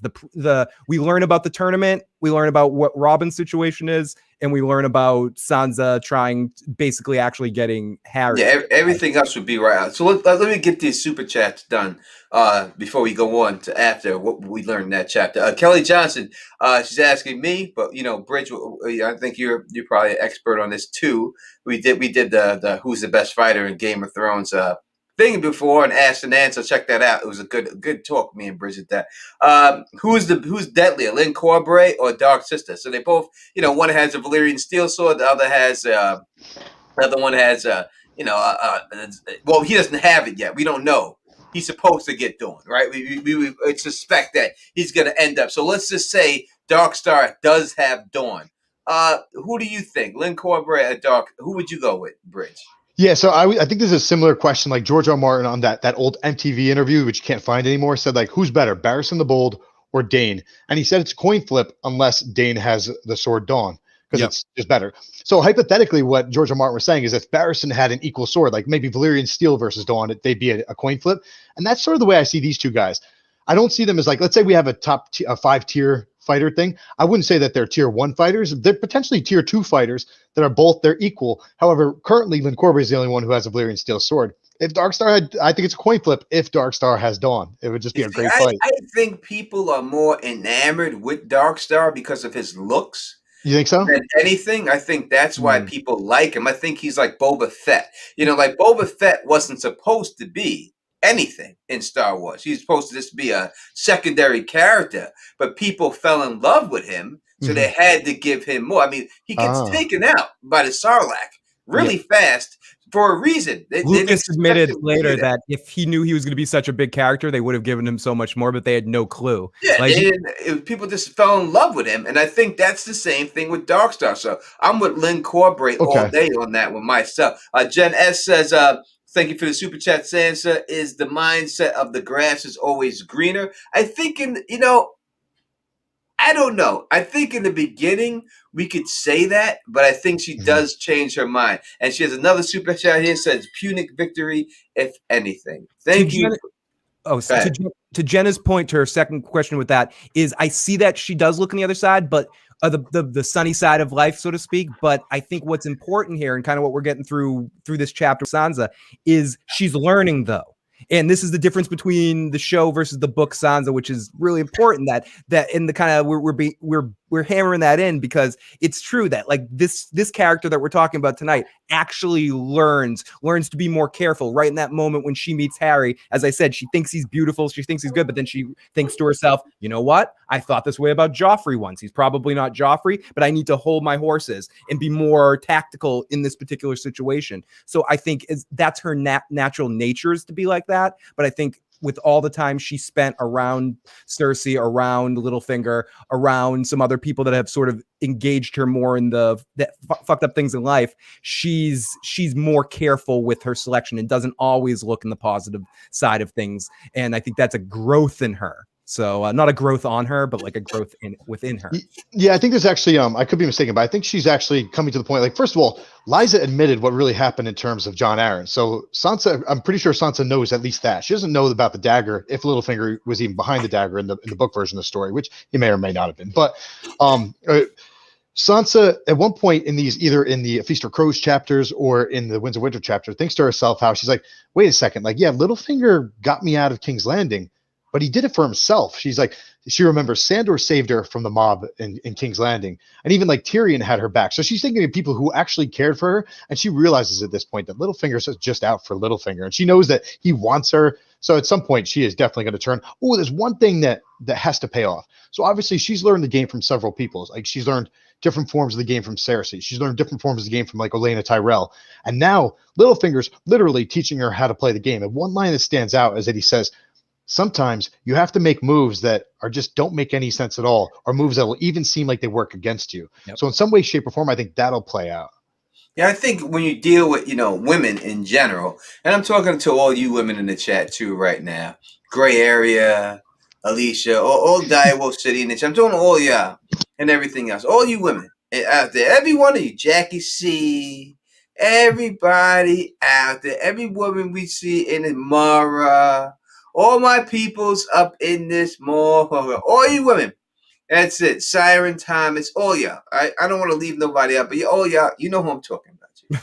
Carla Wade, all y'all, right? Once y'all know a man is interested in you, you fully take advantage of that. I can make this man do anything I want. I got it. Especially before you give in, right? Like that moment, like that, those right there, when you're sitting there and like, all right, we know this guy wants it, and I ain't gonna give it to him yet. You know what I mean? I ain't gonna give it to him yet. That in between period before you actually do give it to him, if you ever do, and him wanting you, is the golden period for all women, because that is when that they can sit there and they can make that guy do anything they want to do. Oh, I need to be picked up. I'm at my job. I'll be there in 5 minutes, girl. Oh, I'm hungry. What you want? I'll bring you a cow's ass if I got to. This is what it is. And this is the bottom line. I got a doctor's appointment. I'll bring a doctor to your house. It don't matter. And I think Sansa realizes that with Littlefinger right there. It's like she realizes that with Sweet Robin. She realizes that at that point with Littlefinger. That, you know what I mean? I got this dude wrapped around my finger right now. Now, when you give it up, that's when that's when the worm turns, right? Because then that's when you get them doing the ooh, and when you get the ooh, then I got you, motherfucker. Now you're mine, and now you don't. Now that's it. So, but before that happens, the ball is 100%. There's in a the lot of girls' fun stuff. I don't want to turn this into an after dark. There's a lot of fun stuff in the chat where Mara's got to get my best handyman shit done like that. But Alicia says I would never do something like that. What a liar. Jenna says that's a toxic man. We're gonna get to Melinda's question in a second, which brings us back on topic. Anna's giving us the smile. We get someone to put an angel emoji. Yeah, we know what that means. So thank you guys in the chat. You guys are fucking hilarious. Real quick, I just want to throw something. I saw a clip today on some podcast. They showed a clip of some movie. I don't even know what movie it was, but basically it's this topic of this guy is following this girl and she's gorgeous, right? And he's following her through this floor. All of a sudden he's looking around. It looks like a butchery. Then he starts realizing that they're human bodies, right? But this girl's just so smoking that he keeps following her anyway. And then he goes into a club. He finds out pretty soon thereafter that he's going into a club full of vampires. But it's like dudes can just be so distracted. Yeah. You know what I mean? That they put everything else aside. Bridge, tunnel, fucking vision. I need you to come over and change a tire for me. It doesn't matter what that golden period right there for the woman. You will do anything. Tony, it don't matter how far she is. I live in Boston. A friend of mine, my drummer of one of my rock bands, drove to New York to pick up a girl in New York because she didn't have a ride home. Just because he's trying to date her, like he was in love with her, and he went in the middle of the night, 2 a.m, left after a gig and went there. But to bring this back on topic, Melinda says, can we talk about how Baelish stole a daughter of Winterfell and what possible implications that parallel has? Bridge, you have a response to that question? That's a Bail the Bar type situation, right, Bridge? Yeah, it's a great question because the whole Bail the Bar thing is at the center of the story. Whether Bail even existed, we don't know. But of course, you have like Rhaegar and Lyanna is the prime example of Bail the Bard, and that one wasn't just like Bail the Bard. It depends on how you interpret it. Was it a stealing, a kidnapping, or was it just a love affair, right? But you have multiple examples. Like Littlefinger taking Sansa is one example. But then you also have the fact that Sandor tried to take Sansa and he couldn't, but then he ended up finding Arya out on the road and tried doing the same thing with Arya. So there are a lot of different examples or different plays in the whole Bail the Bard scenario. Yeah, I dig it. But this one obviously isn't a love scenario. He literally, unlike Rhaegar and Lyanna, who seemed like they eloped in love, this is Littlefinger trying to basically kidnap her. No, yeah, it is entirely different. But it's all right. So he's kidnapping her for her own safety too, right? I mean, it's not a true kidnapping. He's not like putting a bag over her head and stealing her away. He's basically saving her from the situation she was in. He's getting her out of a bad situation for his own benefit. Exactly. Right. So, but he's not doing it just at the kindness of his heart. He has a plan in the back of his head, a sick plan that, hey, I was in love with your mother. Now I'm going to marry the daughter. You know what I mean? A Ra's Ghul like plan. Ra's Ghul like plan. That's the worst thing. That's like, that's worse than like, hey, you got cheated on by your girlfriend, or I'm going to go sleep with your best friend now to get you back. This is worse than that. Yeah. This is, hey, I'm going to take your daughter. Yeah. I'm going to get your daughter. You know what I mean? And usually that's a little bit, how could you pull that off? Not many men can pull that off in real world, right? It's not that many men can pull that off. Him thinking he could pull that off is very cocky, that he even thinks he could pull something like that off, that he could do that. I just want to quote Melinda Murphy in the chat, said he stole away from a Tyrell marriage too. That's a great point because I'm pretty sure. So Olenna Tyrell was making moves and trying to get her to marry, is it Willis or whatever, the injured Tyrell back at home, the heir to Willis. So Highgarden, right? And, Sansa at that time was kind of like, oh, I thought it was going to be like Loras. Regardless, though, that would have been like a nice lifelong marriage for her, probably. She would have at least lived a good life. Maybe she wouldn't have enjoyed the sex per se. Maybe she wasn't attracted to him. But I'm sure she could have learned to love him anyway. And I'm pretty sure it was Littlefinger heard about that plan and stopped it from happening by, I think, telling Tywin. And then Tywin jumped in and had her marry Tyrion because she's the key to the North. Yeah, I think that we see that, like, that's kind of like a theme for Game of Thrones, right? What's really good for you is what you don't want. Yep. And the thing that you really want is really bad for you, right? And I think we go through that many a times with a lot of these characters, especially when it comes to relationships. That, take the good guys. Sansa didn't want Tyrion. Tyrion was probably the best thing for you, even though he's so much older than you, and he's listen, it's different. I totally agree with Sansa in the books. This is not Peter Dinklage in the book, right? This is not. Yeah. This is a dwarf with his nose chopped off. You know what I mean? This is not Peter Dinklage. I know people got to remember that, and I think people forget sometimes. You know what I mean? So her not wanting to be with this guy in the books is not the same as her not wanting to be with Peter Dinklage. You know what I mean? It's a totally different situation. You know, it's not a scar going across his face that, you know, I know some girls like, oh, that scar makes him look sexy. He looks look more gangster. Now, your nose chopped off don't make you look sexy. I don't care who you are. All right. You take whoever you want. You chop off Brad Pitt's nose, he ain't gonna be that good looking. You know, and stuff like that. This is not gonna work. It's not. Well, he might still be, but not many people. No, I'm just kidding. Yeah, come on. If that's basically generally what Book Tyrion looks like, I agree. No. Ew. Yeah, you can't fault Sansa for not wanting to be with that guy in the end and stuff. Even though, what up to Mandro? I haven't seen him in a while and everything. I was glad that Mandro hit me up private in my chat. I have something I have to talk to you about actually. So I appreciate seeing you here and hit me up, bro. I gotta speak to you about it. What up to Santiva and Major joining us here? Listen, make sure you hit that thumbs up for your boys up here. You know what I mean? Talking about Sansa Stark, we're trying to do this hard topic and jump it off and stuff. Jenna S says, okay, slightly off topic. Hey, but I gotta ask, do we think Sansa will make it to the end game or to the end story? It's not off topic. We're gonna talk. We're gonna talk about that. Jenna J says, Tony, you would still look nice with your nose chopped up. You know, as big as my nose is, I really would love to believe that. But reality makes me think of something different, darling. But I do appreciate you even saying that and stuff like that. When it comes to Sansa and what we've seen from the show, we try to pick pieces from the show and see if we can learn anything from that to see exactly where Sansa's character is going. Her in holding down Winterfell, basically taking Winterfell over and being the queen of Winterfell. You know, we see her in there telling, you know, hey, put some fur behind that armor. You know what I mean? And, oh, that's a good idea, Lady Sansa. And taking more control. Do we see her in that role at Winterfell in some point in this books?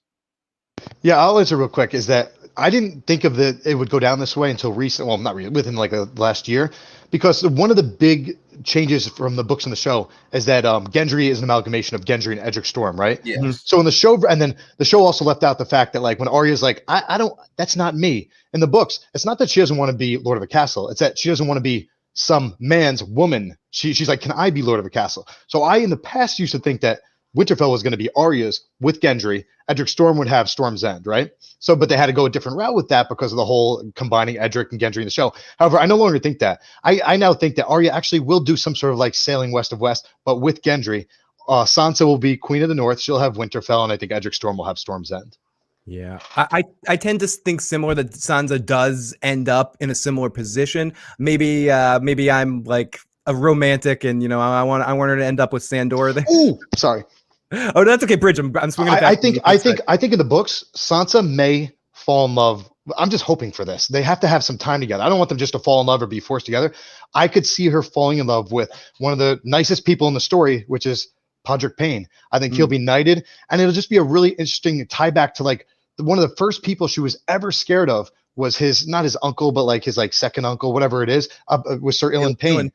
Yeah, so I could honestly see her story intersecting with Podrick Payne and Podrick Payne becoming like not Lord of Winterfell underneath Sansa, Queen of the North. You know, that's what I want to see. I think that everyone thinks that Sansa is what Mary Queen of Scots, the Virgin Queen or something. Is that who it is? I'm not into. I don't know all that English history, so I'm just throwing a name out there. But no, I always thought that she would marry Robert's bastard child. Okay. You know, I thought because I think that in the beginning, that's what both fathers wanted. You have a son, you have a daughter, I have a son, let's join our houses. So I think at the end, when it's all said and done, those houses the Baratheon Stark houses have to be joined. And I think it's Sansa who's the one who does it. So it's Edric, I think, is the one. So I think if she does do that, and she has the Vale and Storm's End, they basically have the monopoly on all the Westeros. Just right there, she runs everything. If that's the case, she'll take it all and stuff like that. And Edric Storm his nickname is Ned, right? Yeah. Yeah, so if you have him marry Edric Storm, whose nickname is Ned, he becomes the new Ned Stark of Winterfell if he marries Sansa Stark, right? So it all ties back. They have a Ned in Winterfell. The houses are all joined. So I think when it's all said and done, that's the way. I don't think Sansa's going to be this virgin queen that everybody thinks that she's like in the going to show. be. And the only Yeah, thing though, is I just realized that she already does have some sort of a relationship with Pod. A lot of it happened off screen, but Pod was Tyrion's squire, so she knows him through Tyrion. And if they're if like right now, Pod is with having that whole Lady Stoneheart plot, which is sort of on the way to the north. I kind of think that their paths are going to intersect at some point. I felt like the actors had a little bit of like, without interacting too much, chemistry on screen. I remember at the time of doing recaps of the show being like, "Oh, I would love to see Sansa end up with Pod because he just like the way he smiled at her in a couple scenes here and there." I tend to agree with. I think either of you guys are absolutely right, but I'll be the tinfoil ridiculous one that thinks that there's going to be some romantic moment between Sandor and Sansa that we're gonna get a hound kind of thing. Someone has to say it. I'll take that bullet for the team. I do think there's some. But I really don't think. I think it's more likely he turns into somehow her queen's guard or her protector. He comes back to protect her. I'm kidding on that. I don't really think that's. But I do think they do have a connection, and he serves her in a way that's not dissimilar to Brienne in the show. I think he ends up being on her side and her protector. I would love, and I made a video a long time ago about that Sansa would be queen, and when this is all said and done, like, I don't know, 8-9 years ago, I said that, and I thought that the Hound would be on part of her Queen's Guard when it was all said and done. I just don't think that he's long for this world to be in a situation like that, because I think this is when you I mean, we could do a video on the Hound, but we'll talk a little bit real quick about it. I think he's found his peace as the gravedigger, and the fact that he comes back and leaves that life, like if he just dug graves and stayed there, that's his peaceful moment. That's him going back home, as we just talked about. That's his country.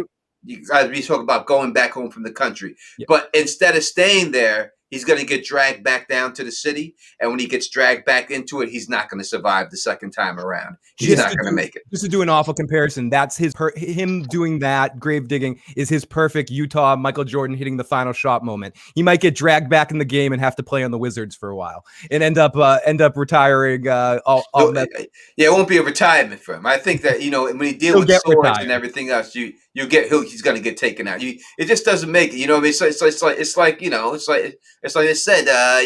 Corleone says it. It's every time I get out, you drag me back in, and when you get dragged back in, you don't really make it the second time. So in terms of Sandor, my quick version of it is that he started out with Sansa. Well, ultimately, you have to go back to the beginning of Sandor's arc. It happens off screen. It's the fact that his brother killed not only his parents but his little sister.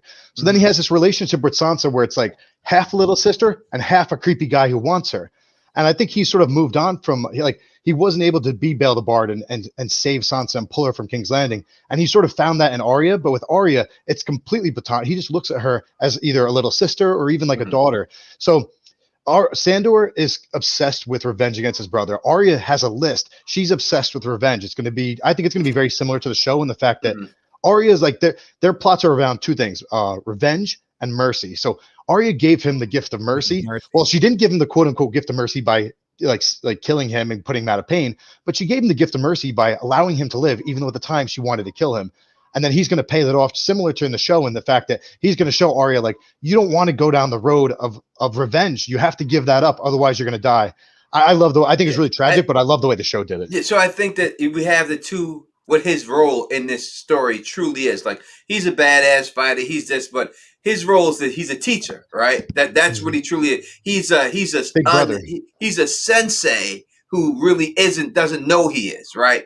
And so he teaches Sansa that not everyone who looks ugly is bad, and not everyone who looks good is good. And then he teaches Arya that vengeance only leads you down one path when it's all said and done. That's his role for this show, for this book series, to do that for both Stark sisters. And once that's fulfilled, it's time for him to go night night. Because he hasn't conquered. Because a lot, it's like advice. Like, a lot of people can give advice, but actually to take your own advice is a totally different situation. And I am a part of that. You know what I mean? Yeah. No, I tell people all the time to forgive and do this and all that, but I have the hardest time forgiving. So, I think that's definitely true. It's in some ways easier to do for other people than always take advice for yourself. I mean, he potentially is part of, like, was it Maggie Miri Mazdur's prophecy with like with mountains blow in the wind like leaves, because like at one point there's a way of saying like we have in our world, like when something's not going to happen, we say when hell freezes over. So they have the saying like when the sun rises in the west and sets in the east. That's their way of saying when hell freezes over. Littlefinger uses that line at one point. However, so when Miri Mazdur says it, we interpret it that way, of like her saying like you're never going to get pregnant again when hell freezes over. But it may have just be that like Dany's going to be pregnant again when basically at the end of the story, when mountains blow in the wind like leaves, effectively having a similar ending, the mountain falling from Maegor's holdfast vis-a-vis Sandor. Yeah, my saying is when I fuck Halle Berry. That's my equivalent to that right there. It's like, yeah, this is gonna happen. Yeah, when I fuck Halle Berry. That's what's gonna happen. Jonah S., thank you for the super chat. Any chance Sansa meets Vhagar? That's so far ahead if it's going to happen. I don't know if Vhagar is that long of this world that he'll make it to the point with that Sansa. I don't know if we could ever see Sansa in King's Landing. Again, as I said a little earlier in this, anyone who's introduced this late in the game is not making it. They're just a stepping stone for something else, setting up something else. So I don't see that. And if he was such an important character, they would have somehow had to put him in the books, somehow had to combine his character to somebody else. They did nothing with him at all, except for the name they gave Jon at the end. So I think he's just sort of a red herring of sorts. But I guess to bring it back, because someone did ask a super chat question later, and we said we were going to top us up, and I know we're starting to probably wrap up the Sansa part here. Do you guys think that Sansa's endgame? I think someone asked a similar question. Will Sansa be around at the end of this story and survive to the end of the Dream of Spring? I think so. For some reason, I think Sansa's a survivor, and I think she ends up standing at the end of the story. She's one of the last few point of view characters in A Dream of Spring will be a Sansa chapter, and I think Sansa survives the story personally. But what do you guys think? Go ahead, Bridge. Yeah, 100%. I think I didn't see this. I way back when. So what I thought for years leading into either 7 and 8 was I thought Sansa and Tyrion were going to be king and queen of King's Landing. But now I've changed into being Sansa's going to be queen of the North, and I see her surviving the story. And I genuinely think that Podrick will be sitting there with her. Well, let's take this super chat right here from Stormy, and this is definitely a Stormy super chat. I disagree with every single thing you guys have said about Sansa, but I appreciate the hard work you put in a weekly basis. Thank you. That's one of the best compliments ever. That being said, we can rag on show Sansa for the last 8 minutes here. If you want us to, we could just like take a piss out of show Sansa. Everybody's I appreciate that. You know what I mean? Sorry, without a shadow of a doubt. I asked for the end game of Sansa making it to the end. There's no reason to kill her off. It doesn't fit the story to put her through all those things and then not make it. I mean, when you write a story, right, you can't just put somebody through shit. You can't have someone go through this and go through that and go through this and go through that and then die. That's not a satisfying story. It doesn't work that way. That's not the way it goes in the end. There has to be something. If she's going to deal with everything she's dealt with, at the end, there has to be some type of a redemption or some type of good moment for her, or it's not a good story. That's just simple writing 101. So it's a Saw movie or a Hostel movie. It's like a horror movie if it's not. There's no reason for her to die. There's nothing that anyone could say to me that shows that she should be taken out. She's basically a victim this whole time. She's been a pawn for everybody. In the end, her end game is to no longer be a pawn and to start having pawns of her own. That's the only way it could end for her that it makes sense story-wise. So I cannot see at all now M. Roland, to his point, just to make it fair, George R. R. Martin will make us hurt. It's not supposed to be satisfying. Sansa. So what you're saying, basically, Roland, is that you think that Sansa doesn't survive, and we're gonna get George to do another horrible thing. No, he doesn't do that. If you look at what he's writing, he's a writer. There's a science to it. There's a method to everything. He's not just making a shit show here. He's not just killing people just for the sake of killing them. He's telling a story. And it doesn't make any sense for him to do that just to shock people. There's no shock to it. You can't just have someone go through all that stuff that she's been through and die. It just doesn't make any sense to do that. You make people go through that to show how they overcome those things and how they become stronger from those things and how they succeed after it. That's good storytelling. Yeah. You don't just say, hey, you got raped, you went to jail, now you're dead. That doesn't happen. You don't do that. So I just don't see how, unless you're watching how he would do that. So where do you guys first of all, just how do you feel about Maya Stone? Do you like her? And secondly, if Sansa goes north, do you think Maya stays back? Does she go north? See, I kind of think Sansa will end up like, Sweet Robin's taken out. Sansa marries Harry the Heir first, then Sweet Robin's killed. Then Sansa has Harry the Heir die in some way, shape, or form, I think in a trial by combat against Sterling Corbray. So now the Vale, like you guys believe in, is Sansa's. But I think she gives it up. I think she gives it up to Maya Stone. I don't think she'll hold it all down in the end, but and I can see her giving up to Maya Stone, which would be great. Listen, if the bastards take over in the end and start ruling stuff, that'll be phenomenal. Right?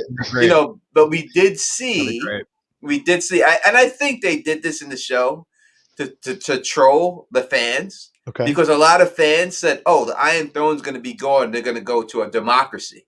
And I said, I always said, no, they're not. I mean, you don't just go overnight to a democracy. That takes a while to be built up. And in the show, Sam comes out there and says, hey, maybe we should have the people vote for the king. And he's like, maybe I should have my horse vote. And then the whole crowd is like studio laughing. And like, yeah, I think it's like that, when it all comes. So could they allow the bastards to overcome everything and start taking over stuff? Maybe. Maybe they could, but it would be hard for me to see when it's all set over. Jenna S., thank you for the super chat. I could see her sacrificing for her family to try to make up for being a snake in the first place and fracturing her family. I don't see her being a snake or fracturing her family. I don't know that side of the story. I know people hate her, but to me, you have to give me proof of this, that she actually intentionally did that. And I don't see anywhere from what I've read that she intentionally went out there. And I love you, Jenna. Don't take this offense. I just don't see it. If you can show me, I would love to see it. I don't see how she intentionally snaked her family at all. I mean, Ned says, you know what I mean, when Arya's mad at her, that Sansa has no choice but to go decide with Joffrey at that time. Right? That's her role. She's playing her role. That's what she has to do. And so she can't just stick up at that particular time. And she paid the price for it. She got her wolf killed for that. You know what I mean? In the end. So I think that was her I think that's what she got for having the side with the side she had to side with the side. She lost her direwolf in the process, and everything, who had nothing to do with it at all. And you could blame that on Ned Stark too, because he could have just let the direwolf go. He could have set the direwolf free, smacked it on the ass, and said run, just like Arya did. But he went and stabbed it and killed it. So I think we can go with that. Jenna S. Super Chat says, I mean, she went to Cersei with intent. It wasn't to get her dad killed, but she wanted her way.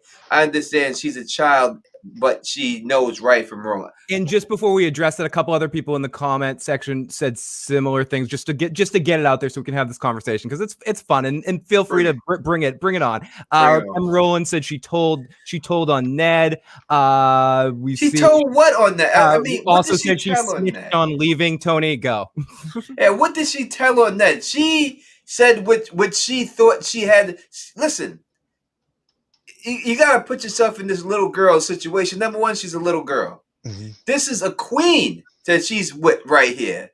A queen. This is not like she's with some person on the street, someone playing, she's over here playing beer pong with a couple of girls. And this is the queen, the most powerful woman in all the land, in the whole United States. There's no comparison to it that we could put. that has this absolute power of life and death, where they could just say, you're dead for any reason, you're dead. Hey, you're going to be my court jester, and that's your role for the rest of your life. I could put you in a cell and leave you there for the rest of your life. She's dealing with someone like that, and she got manipulated by this woman. She didn't do it intentionally to get her father killed. That wasn't her plan. She didn't do it like that. You know, she did it. She got manipulated, and that shows how she transformed, how she learns a little bit from that, from Cersei. She learns from that situation. She learns from Littlefinger, and then she takes all those things and becomes the woman that she becomes. I think that's what Sansa's story arc is. So I think it's a tragic situation that she got put in. Who would want to think about it? Anyone who is ever in that situation, who is with someone who is more powerful than them, and it gets them, and what they do gets their father killed. You know what's guilt you would have to live with to deal with that? She's living with that guilt forever. And I think anyone else would live with the same guilt. So I don't think we can blame her for that. That's just my opinion on it. Bridget, do you have an opinion on that? Yeah, I mean, she I couldn't find the specific quotes, but like in the Storm of Swords, now that she's actually left King's Landing and she's starting to reflect about Winterfell, she has some thoughts even about Jon Snow. But even if we go really far back, it's like a second chapter of Game of Thrones when she learns about like what the Night's Watch is really like, and even back then as a child, and that was like the worst form of Sansa. She was younger, she was a lot more naive, or you could say ignorant of the world, and also a lot more hateful towards someone like Jon. But even back then, she was like, "Oh, this sounds like a bad place." Like she felt bad for her bastard brother. Mm-hmm. Now I don't think she even looks at him as like her bastard brother. It's just her brother. She I wish I had the specific quotes, but in defense of Sansa, she's been thinking about like Arya and Jon throughout her Storm of Swords and Feast for Crows things. Not many times, but a couple times, and she has like loving thoughts of them. So I could not. I'd be very hard pressed to believe that she tries to backstab them for the sake of power. I think she's just turning into a true Tully, like family, duty, honor. Right? Isn't that the word? I think. So I'm gonna say I'll read both super chats. Yeah, it said she was so angry that she told she was gonna go back to Winterfell, not marrying Joff. That she told. Yes, that is exactly how it went. But that is a child's mindset. She was being manipulated by two really evil people. She didn't do it with the intention to get her father killed. She didn't know that her father would be killed because of that. She was being used as a tool by two super, like Cersei's one of the more manipulating people in the world, and she was using Sansa as a tool against Ned, and right from the beginning, right from setting that up, using Sansa as a piece to kind of step on her side. It's the decision about the wolf thing on the road. That's the one I eat her lunch most, and I emotionally get fucked up. But even that, she was drunk. She kind of made a stupid mistake, and if I judge myself on every stupid mistake I made when I was 11 or 12 years old, you guys wouldn't want to talk to me. I was an idiot. I was a fucking idiot. Let me give a real life example real quick. My daughter. So I moved to upstate New York, right from Queens, New York, and my daughter was only she was the only mixed kid in her school when she went to school. There was no other mixed kid in her school. It was just her. And she had a hard time that people didn't want to play with her because she was half black and half white. And when she was going to school, when she was in first, second grade, she wasn't getting invited to parties. And she realized it. And she came home, and I picked her up from from school, and she looked me in my face and she said, "I wish my dad was white." Right? Now, did she really mean that she wished that? No, she was upset that she wasn't getting invited to parties. She really wanted to go to these parties, and that's how she expressed herself. She didn't know any other way to do it. And that's what she said, right? Now, that's very hurtful for me to hear and everything, and I took the appropriate actions after that to show her how blessed she was to be a black woman. And then after I did that, she was but around that time, she wasn't around a lot of her black family. She didn't know a lot of her black family. So I made it a point after that to make her meet all her black family members. And after that, she loved being black, and she was proud of being black. So I think of it more of a situation like that. She is a child reacting like a child, but she didn't know that would get her father killed. She didn't go into it thinking my dad's gonna die because of it. She went into it. She just went into it thinking, as a child, I want my way. And all children think that Joffrey's way. so beautiful. He won't do anything. I just want my way. I want to make him happy. I want to make him happy. I want to make everyone happy. I want to do the right thing. I mean, I think that's basically what she was thinking in those moments and making those decisions she made. And again, you said it earlier. I don't think the comparison to Arya is fair because people are different. Everyone's different. Everyone matures at a different level and develops certain skills necessary. If you put Arya in a room and she has to socially manipulate people, that's not going to go well. You know, so Sansa's gonna kill it, and Arya's gonna run out of there pissed off and not be able to play the room. You know, everyone has skills. And I think that the show, something the show did really well, is that when, you know, obviously Catelyn did not want to see Arya the way she wanted Arya to be more like Sansa. But when she seen Brienne in the show, when she seen Brienne, she seen how good of a fighter Brienne was, she seen how respectful, she said, hey, you could see in her face, she's like, this is what Arya wants to be. And now I understand it, and I wouldn't mind if she became Lady Brienne. And that's when it really finally clicked into her in the show. And I thought that was a really good thing that they did. Dan and Dave get a lot of shit, but that's something that they do. Jenna S., let's take the super chat. She said, I don't disagree. She learned from it, but she didn't tell Cersei. If she didn't tell Cersei, they never would have had that. You know, as I said, yes, if she didn't correct, she wouldn't have. But as I say, and I'll say it again, she's a child, and children do say things they don't mean. They don't know the repercussions of sometimes the things that they say. When my daughter said that to me, she didn't know how bad that would hurt my feelings when she was saying it. She was just saying it because she was upset she couldn't go to parties because she wasn't getting invited to parties and stuff. And she solely wasn't getting invited to them because she was black. And there's no doubt about it. That's a hard thing for a child to deal with, a child to realize, you know, this, I'm not different than you. What's the difference between us, right? Why am I not getting invited to these parties? You know, as an adult, it's still hard for an adult to deal with that. So as for a child, it's definitely hard for her. We just got another super chat here. Thank you so much from Just Lita B, setting my support. Love you guys. Thanks for keeping me entertained. Thank you so much just for rocking with us. I am drinking Rolling Rock, actually, for the first time in my life. Wow, fucking Rolling Rock. Because of that damn mayor of Eastside. Oh yeah, the Rolling Rock T-shirts and shit you're passing out. Yeah. So I'm drinking that right now. But thank you for the super chat and everything. We're still talking about and people like we're debating the ethics of a 12-year-old. Yeah, basically. Well said. You know. But that's part of the beauty of Game of Thrones and part of a Song of Ice and Fire, especially with the characters are a little younger facing these crazy situations. It's getting into the psychology. And I've heard George talk about that. And I mentioned it earlier about how some of his favorite characters to write aren't just the obvious ones like Tyrion. It's someone like Sansa, which is completely opposite from any perspective he has. And he gets to really jump into this world from that perspective, from Sansa's perspective of an 11-year-old in this situation. And yes, that is it's an ocarina. We're gonna answer this question, but people are wondering about my daughter. What happened after I took her to meet my family and took her to North Carolina and everything else, and they taught her how to dance, and she showed it, what she really became proud about being black. But you know what also turned it around is Raven Simone's That's So Raven. When that show came out and that was a hit show, and my daughter looked like her. Then everybody wanted to be her friend. Oh my God, you look like Raven Simone. And then that's what turned it around. That's what really, really turned it all around for her popularity.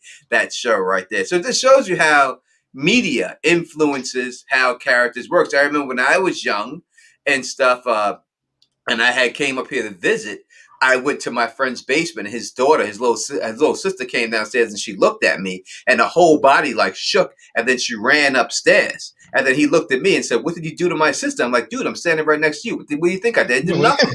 And then her mother came back downstairs and started laughing. And then she goes, "Oh my God, my daughter just came running upstairs saying, 'Mommy, come quick, Cosby's downstairs. Cosby's in the basement. Come quick, Cosby's in the basement.'"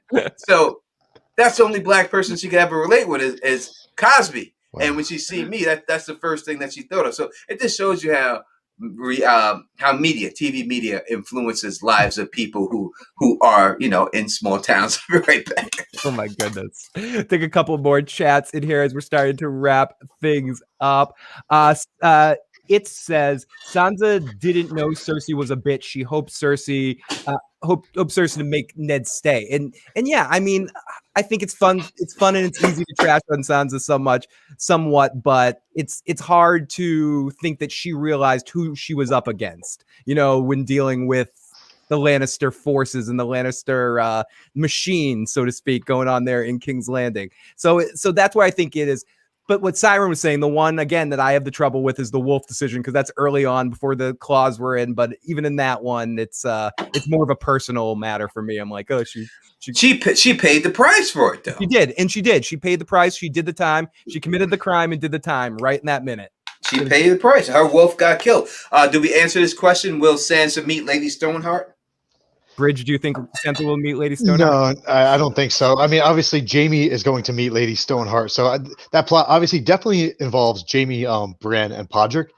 I would really, really, really like Sandor to get involved in that plot because he's somewhat near them.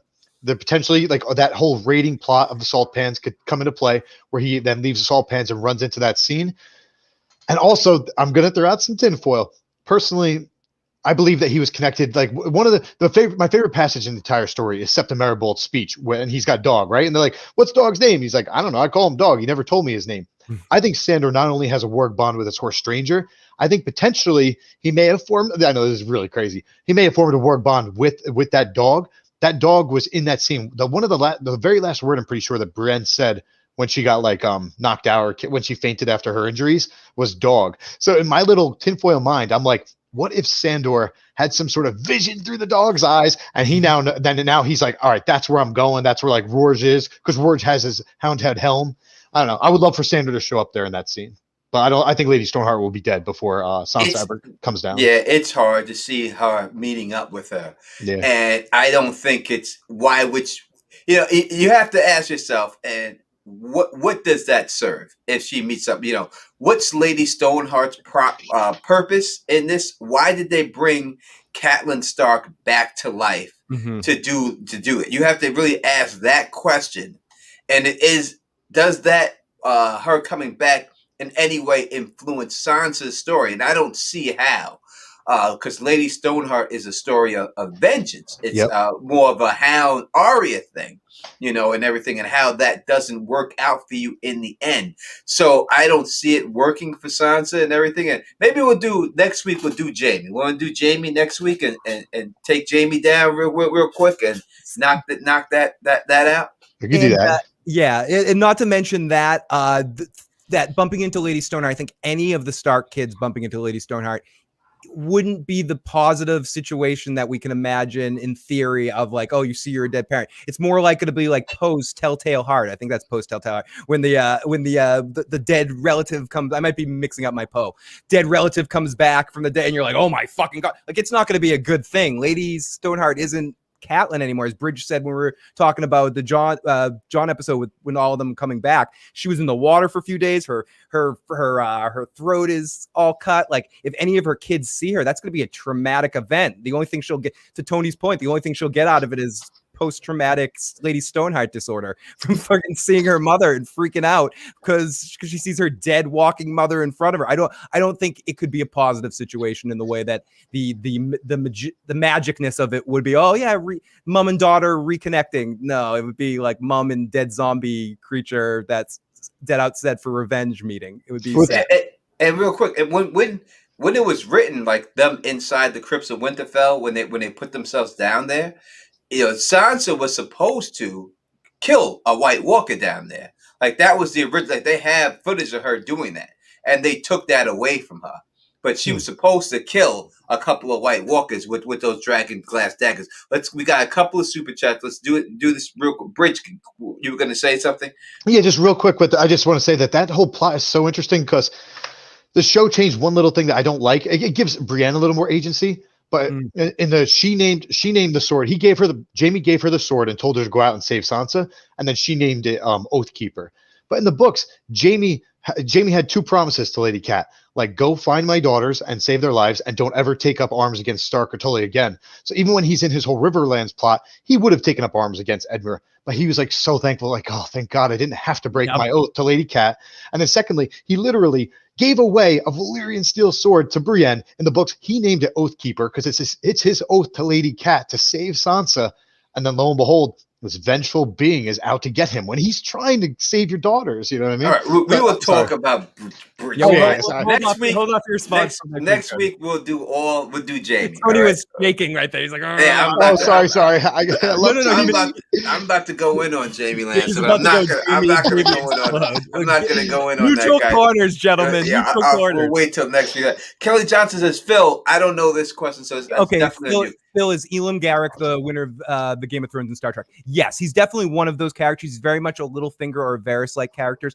You only need to look at the episode A Pale Moonlight. I believe it's in season 6 or 5 of Game of Thrones, of Deep Space Nine, where Garrick completely manipulates Sisko in a very Littlefinger type way. So yes, I would say Garrick is the Littlefinger and the Varys of all of Star Trek. So yes, absolutely. I actually always hoped Andrew Robinson, the actor that played Garrick, would show up because he plays such a great duplicitous Game of Thronesy kind of character. So yes, one of my favorite characters in all of media, in Just a Simple Tailor. All right, Bridge, would you like to read this super chat? People like to hear you read stuff. So all right. I get it, but even if she didn't know the consequences, no, you got to read it first and then answer. That's what I'm reading the super chat. Oh, I'm sorry. He was just doing such a good job at voice acting there. It made it seem like he was talking. No, I agree. had no idea. I agree. He started to snap, and it was such a good acting job saying it that it looked like he was saying, "I get what you're saying, Tony, but I can't read this right now." I haven't read it, but I'm trying to you know how your eyes can see, you can see I can technically see the whole thing. So maybe my subliminal conscious knows which, I don't know. I'm going to try to interpret the emotions behind it. So I get it, but even if she didn't know the consequences, but knew that there would be, and she decided it was worth the risk. Cersei killed her wolf already. She knew there was risk. I feel sorry for her, but snitching on family? I don't know. Ultimately, I was just trying to look up, when you called me out to read that, I was trying to look up her age. It ultimately boils back down to, I know some people in the chat are saying yeah, but some of the kids aren't using that age thing as an excuse. It's yeah, some kids make the right moves, but at the end of the day, some little, picture how young she was. She's a little kid. I couldn't really hold anything against any of these children. No, she's a child. And you're looking at Sophie Turner, and that's like I said. When you look at Tyrion, you're looking at Peter Dinklage. When you look at Tywin Lannister, you're looking at Sodom Nuspa. Charles Dance.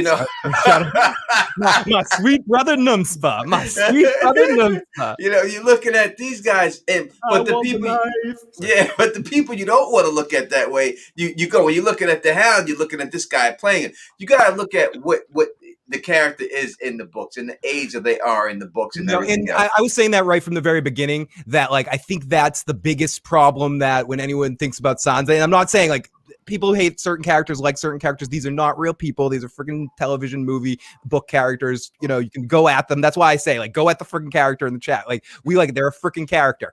But Tony's right. I said this at the beginning too. Sansa, it's hard for, at least it's hard for me. I can only speak to me. It's hard for me, being a show person first, to not let Sansa on the show, as I was reading it, influence my opinion of Sansa in the book. And I guess what I'm trying to say through my babbling tonight is that they're two different characters, and I more respect what's going on with book Sansa as she grows and turns into this Voltron of friggin' abilities all stuck together and starts running this game in the end game. Where I don't think her show counterpart, because of Dan and Dave not properly taking the source information, which I don't think is always the case in everything. It's an easy out, but I think in Sansa's case, it's absolutely the truth. She could have spent 2 seasons at the Vale and then showed up at Winterfell at the Battle of the Bastard situation for the first time with the Vale soldiers by surprise and returned to Winterfell there. There could have been other things they do with her story to separate it. So I guess that's what I'm trying to say tonight about Sansa specifically. I want to jump in because I didn't like my tone of voice to Jenna's thing. To be fair, now that I love Sansa so much now that I forgot that even though she's a child, I hated book Sansa in the beginning. However, I'll tell you, I've already mentioned a couple of lines, when she was really nice to Lancel Lannister, and Kevin Lannister was oh, that meant a lot. That meant a lot to me because it meant a lot to him. When she had that moment in her thoughts about thinking about the Hound and the Imp, she's gentle to rage inside him during the Battle of Blackwater. But there's also this line here. Let me pull it up. So Cersei's telling her, I think it's during the Battle of Blackwater. Yeah, Clash of Kings, Sansa 6. She's like, so Cersei says, another lesson you should learn if you hope to sit beside my son. Be gentle on a night like this, and you'll have treasons popping up all about you like mushrooms after a hard rain. The only way to keep your people loyal is to make certain they fear you more than they do the enemy. And then Sansa says, she's starting to play the game. She goes, I will remember your grace, said Sansa, though she had always heard that love was a surer route to the people's loyalty than fear. And then in italics, she's thinking to herself, if I am ever queen, I'll make them love me. Like, so I started falling for who Sansa was becoming, because she's becoming more of an older, more mature, and just she's a loving person. I adore her now. And that goes to that sounds a lot like the Bronx Tale, right? When Bronx Tale, they asked the question, would you rather be more feared or loved? Okay. And the answer the Italian mafia guy gives is, I'd rather be feared, right? He'd rather be feared. And then you see what that fear gets him in the end. He gets murked, right? Mm-hmm. Because that's what fear gets you. And people, because the people Caligula. Like when someone fears you, when the fear is gone, they have nothing for you anymore, because they're only doing it because they're afraid. But when they love you, they'll always love you, and they'll always have respect, and they never want you to be gone. So that's a difference. Now, M. Hayes, my bro, I'm going to have to totally disagree with you on this, and no disrespect. I don't want you to know, I ain't trying to get at you like that or anything, but I gotta set the record straight here. It says, my 11-year-old knows never to go against family. Age is an excuse. That's great. Your 11-year-old knows that, but you can't put your child the same as everybody else's child.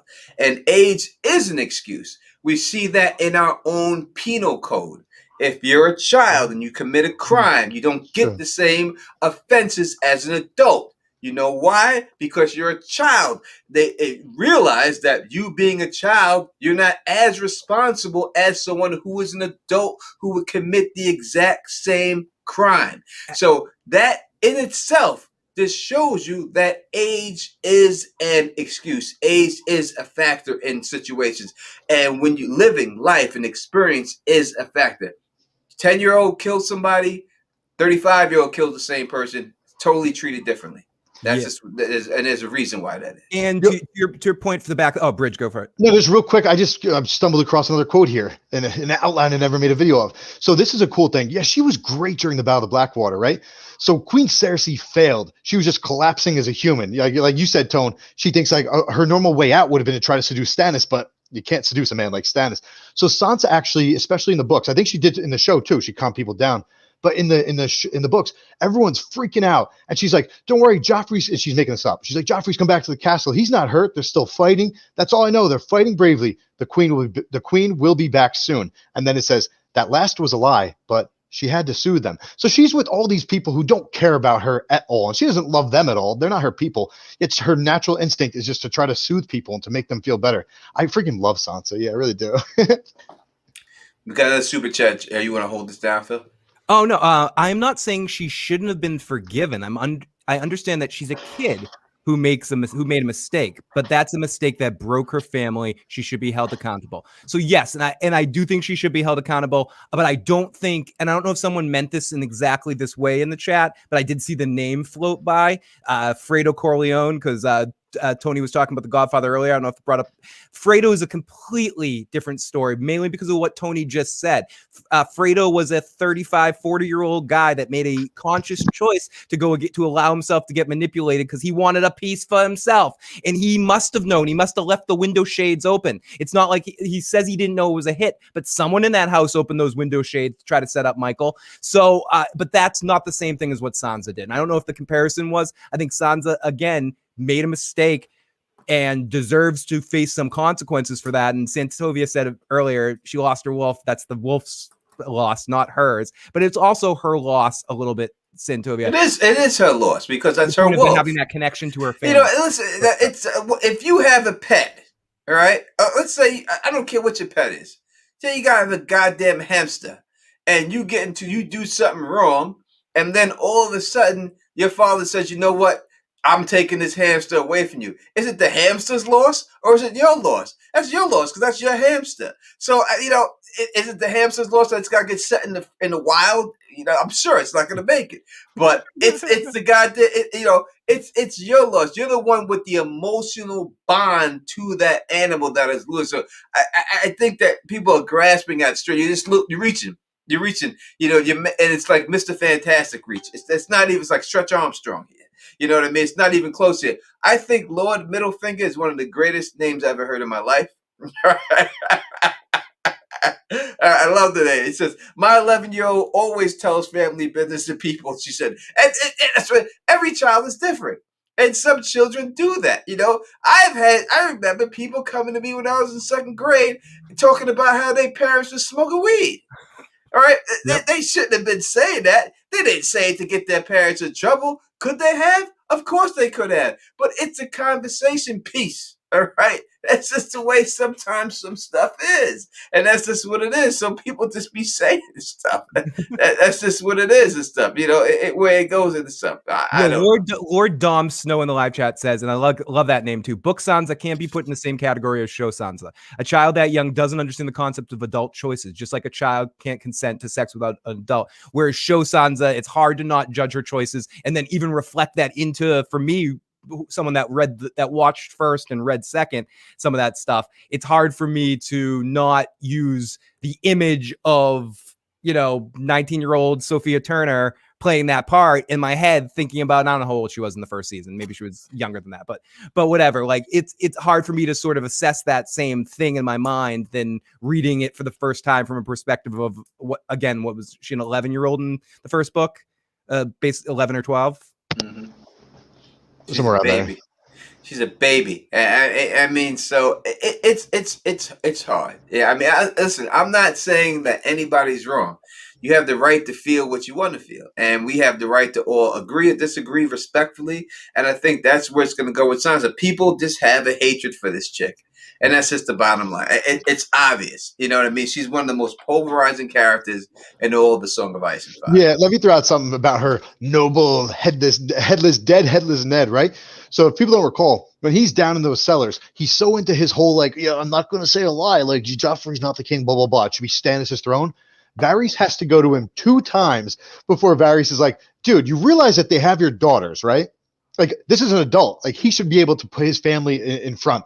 He didn't even have his daughters back until Varys came a second time. Like, you realize they've got your daughters. You should just go with what they're saying. So, I mean, if we're going to hold stuff like that against a little kid, then we got to hold it against Ned, too. Exactly. Now, I agree 100%. Ned he wasn't thinking, oh, my honor is more important than anything. It's more important than your daughter's life. It's more important than this. Sometimes you got to fall on your sword. Yep. Right, and he didn't want to fall on his sword. He wanted to. My honor is more important than this and everything else. That is 100% right, Bridge. And Jackie C, I love you also. All right, I got love for you, girl. I do. All right, you know what I mean. But we just have to agree to disagree on a lot of these things like that. And Ned is just an idiot.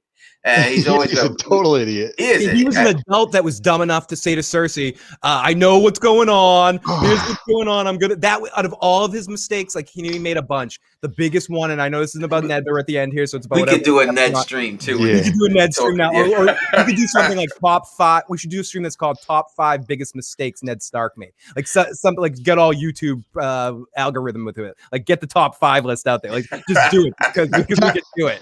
I want to throw something out there for the Sansa haters because this is one piece of her that just popped up that I hated about her.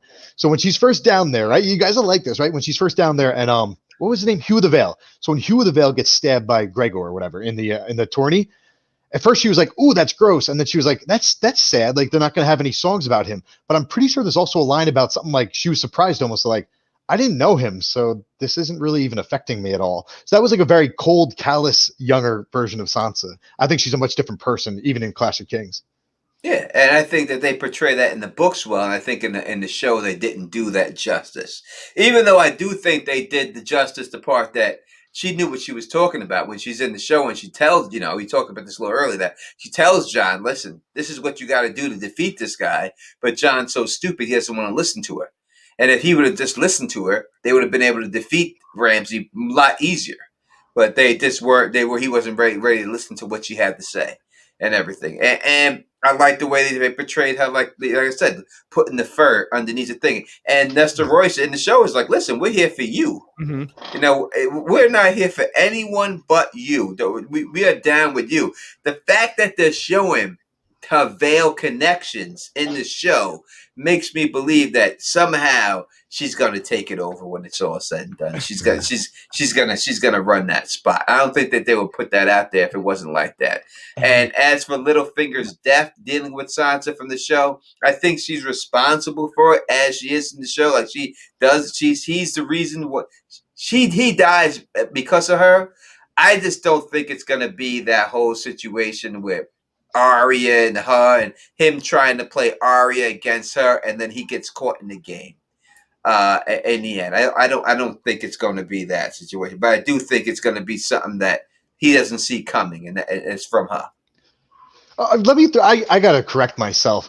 I was wrong here. So it says like she's like, I'd never seen a man die before, and she thinks to herself like, I should be crying, but I guess it would be different if it was someone I knew like Jory or Sir Roderick or Father. However, there's also a line that says perhaps she'd used up all her tears for Lady and Bran, and then she thinks to herself like, yeah, she didn't know him, but there'd be no song sung for him, and that was sad. So actually, I take it back because that's just a really broken girl who's cried so much recently about Lady and Bran that she just doesn't have any tears in that moment, but they're almost there anyway for a stranger. Yeah, I think she's always been a pretty good person.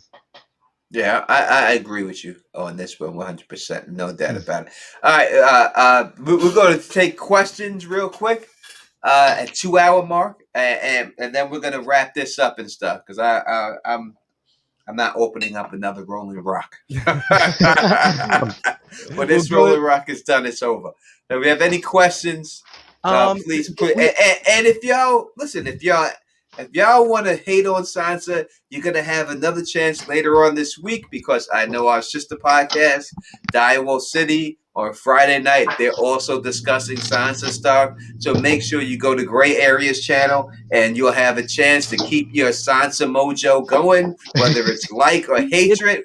I know all those ladies in the podcast hate her, so you can hate her along with it and everything else. It's Sansa week here on YouTube, so make sure you check out. This is Sansa week for the and this is I eat zebras is in the building. Rockwell, thank you for. It's good to see you. I think it's the first time she's ever actually had a chance to come. Do you guys see Sansa remarried? So we talked about this a little earlier. But I think she's going to marry Edric Storm.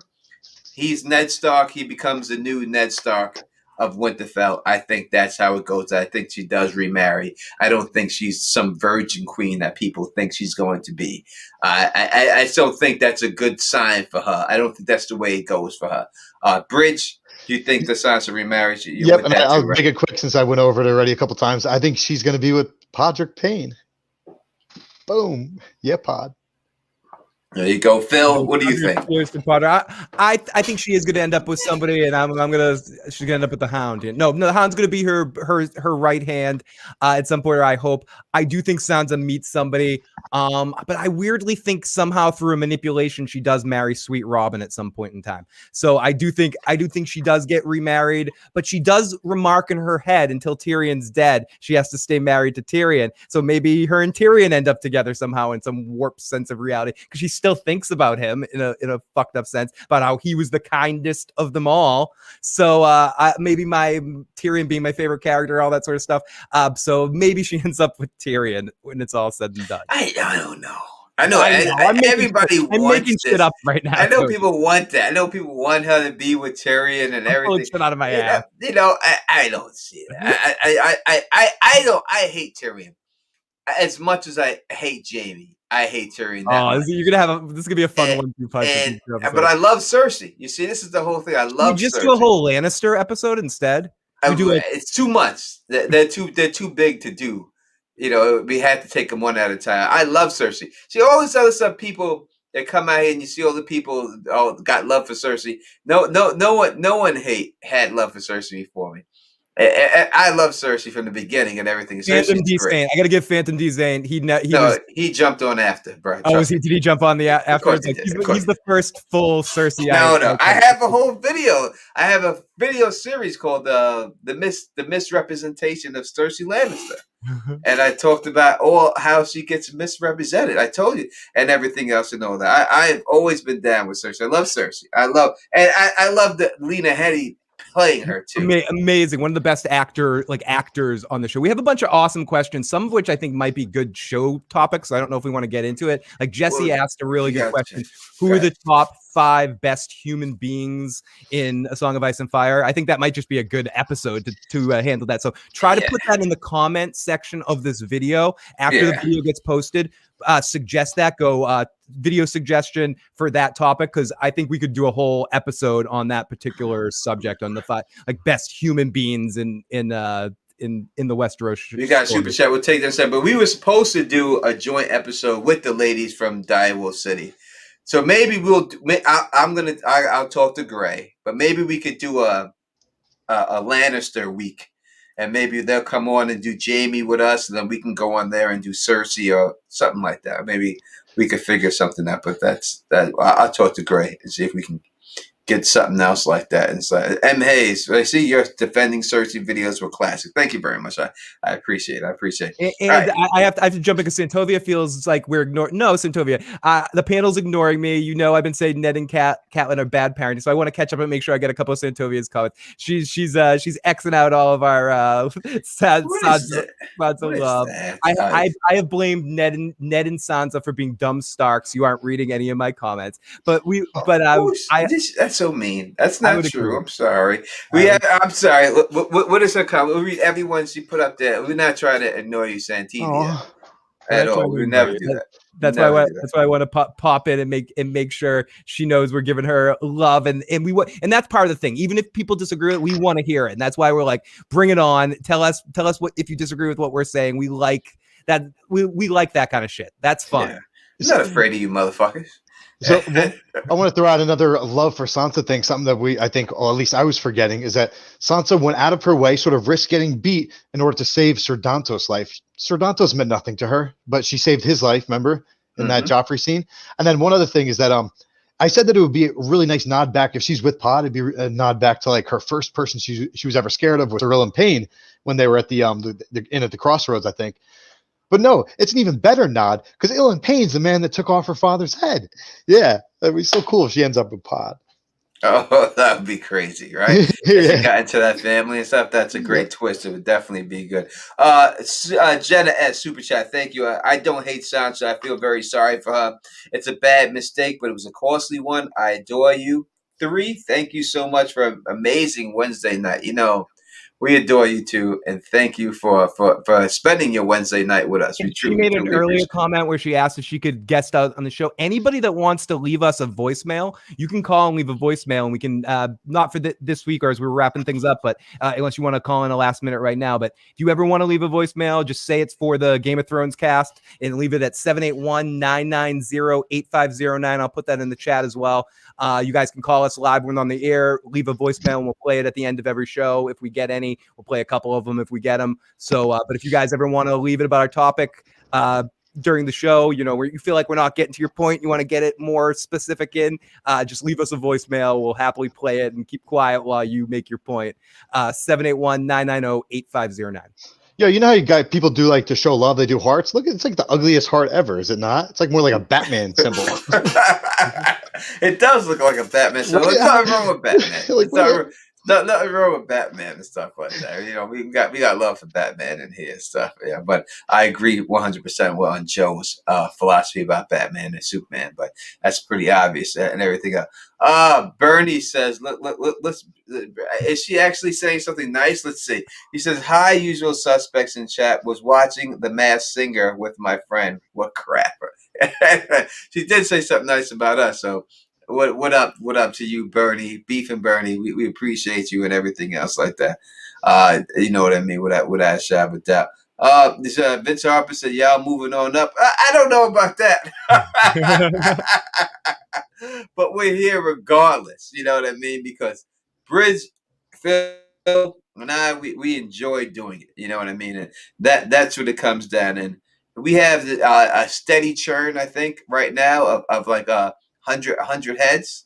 And maybe we'll get more than that eventually, but we're happy with the 100 right now. We have good people in here. Yeah, we're And lucky. that's what it is. When you ask for more, sometimes it's not. It's less. So we'll keep it moving as long as we can keep it moving up here and stuff like that. That's Now, what it is. Karen asks, "What is Sansa's main purpose as a literary device?"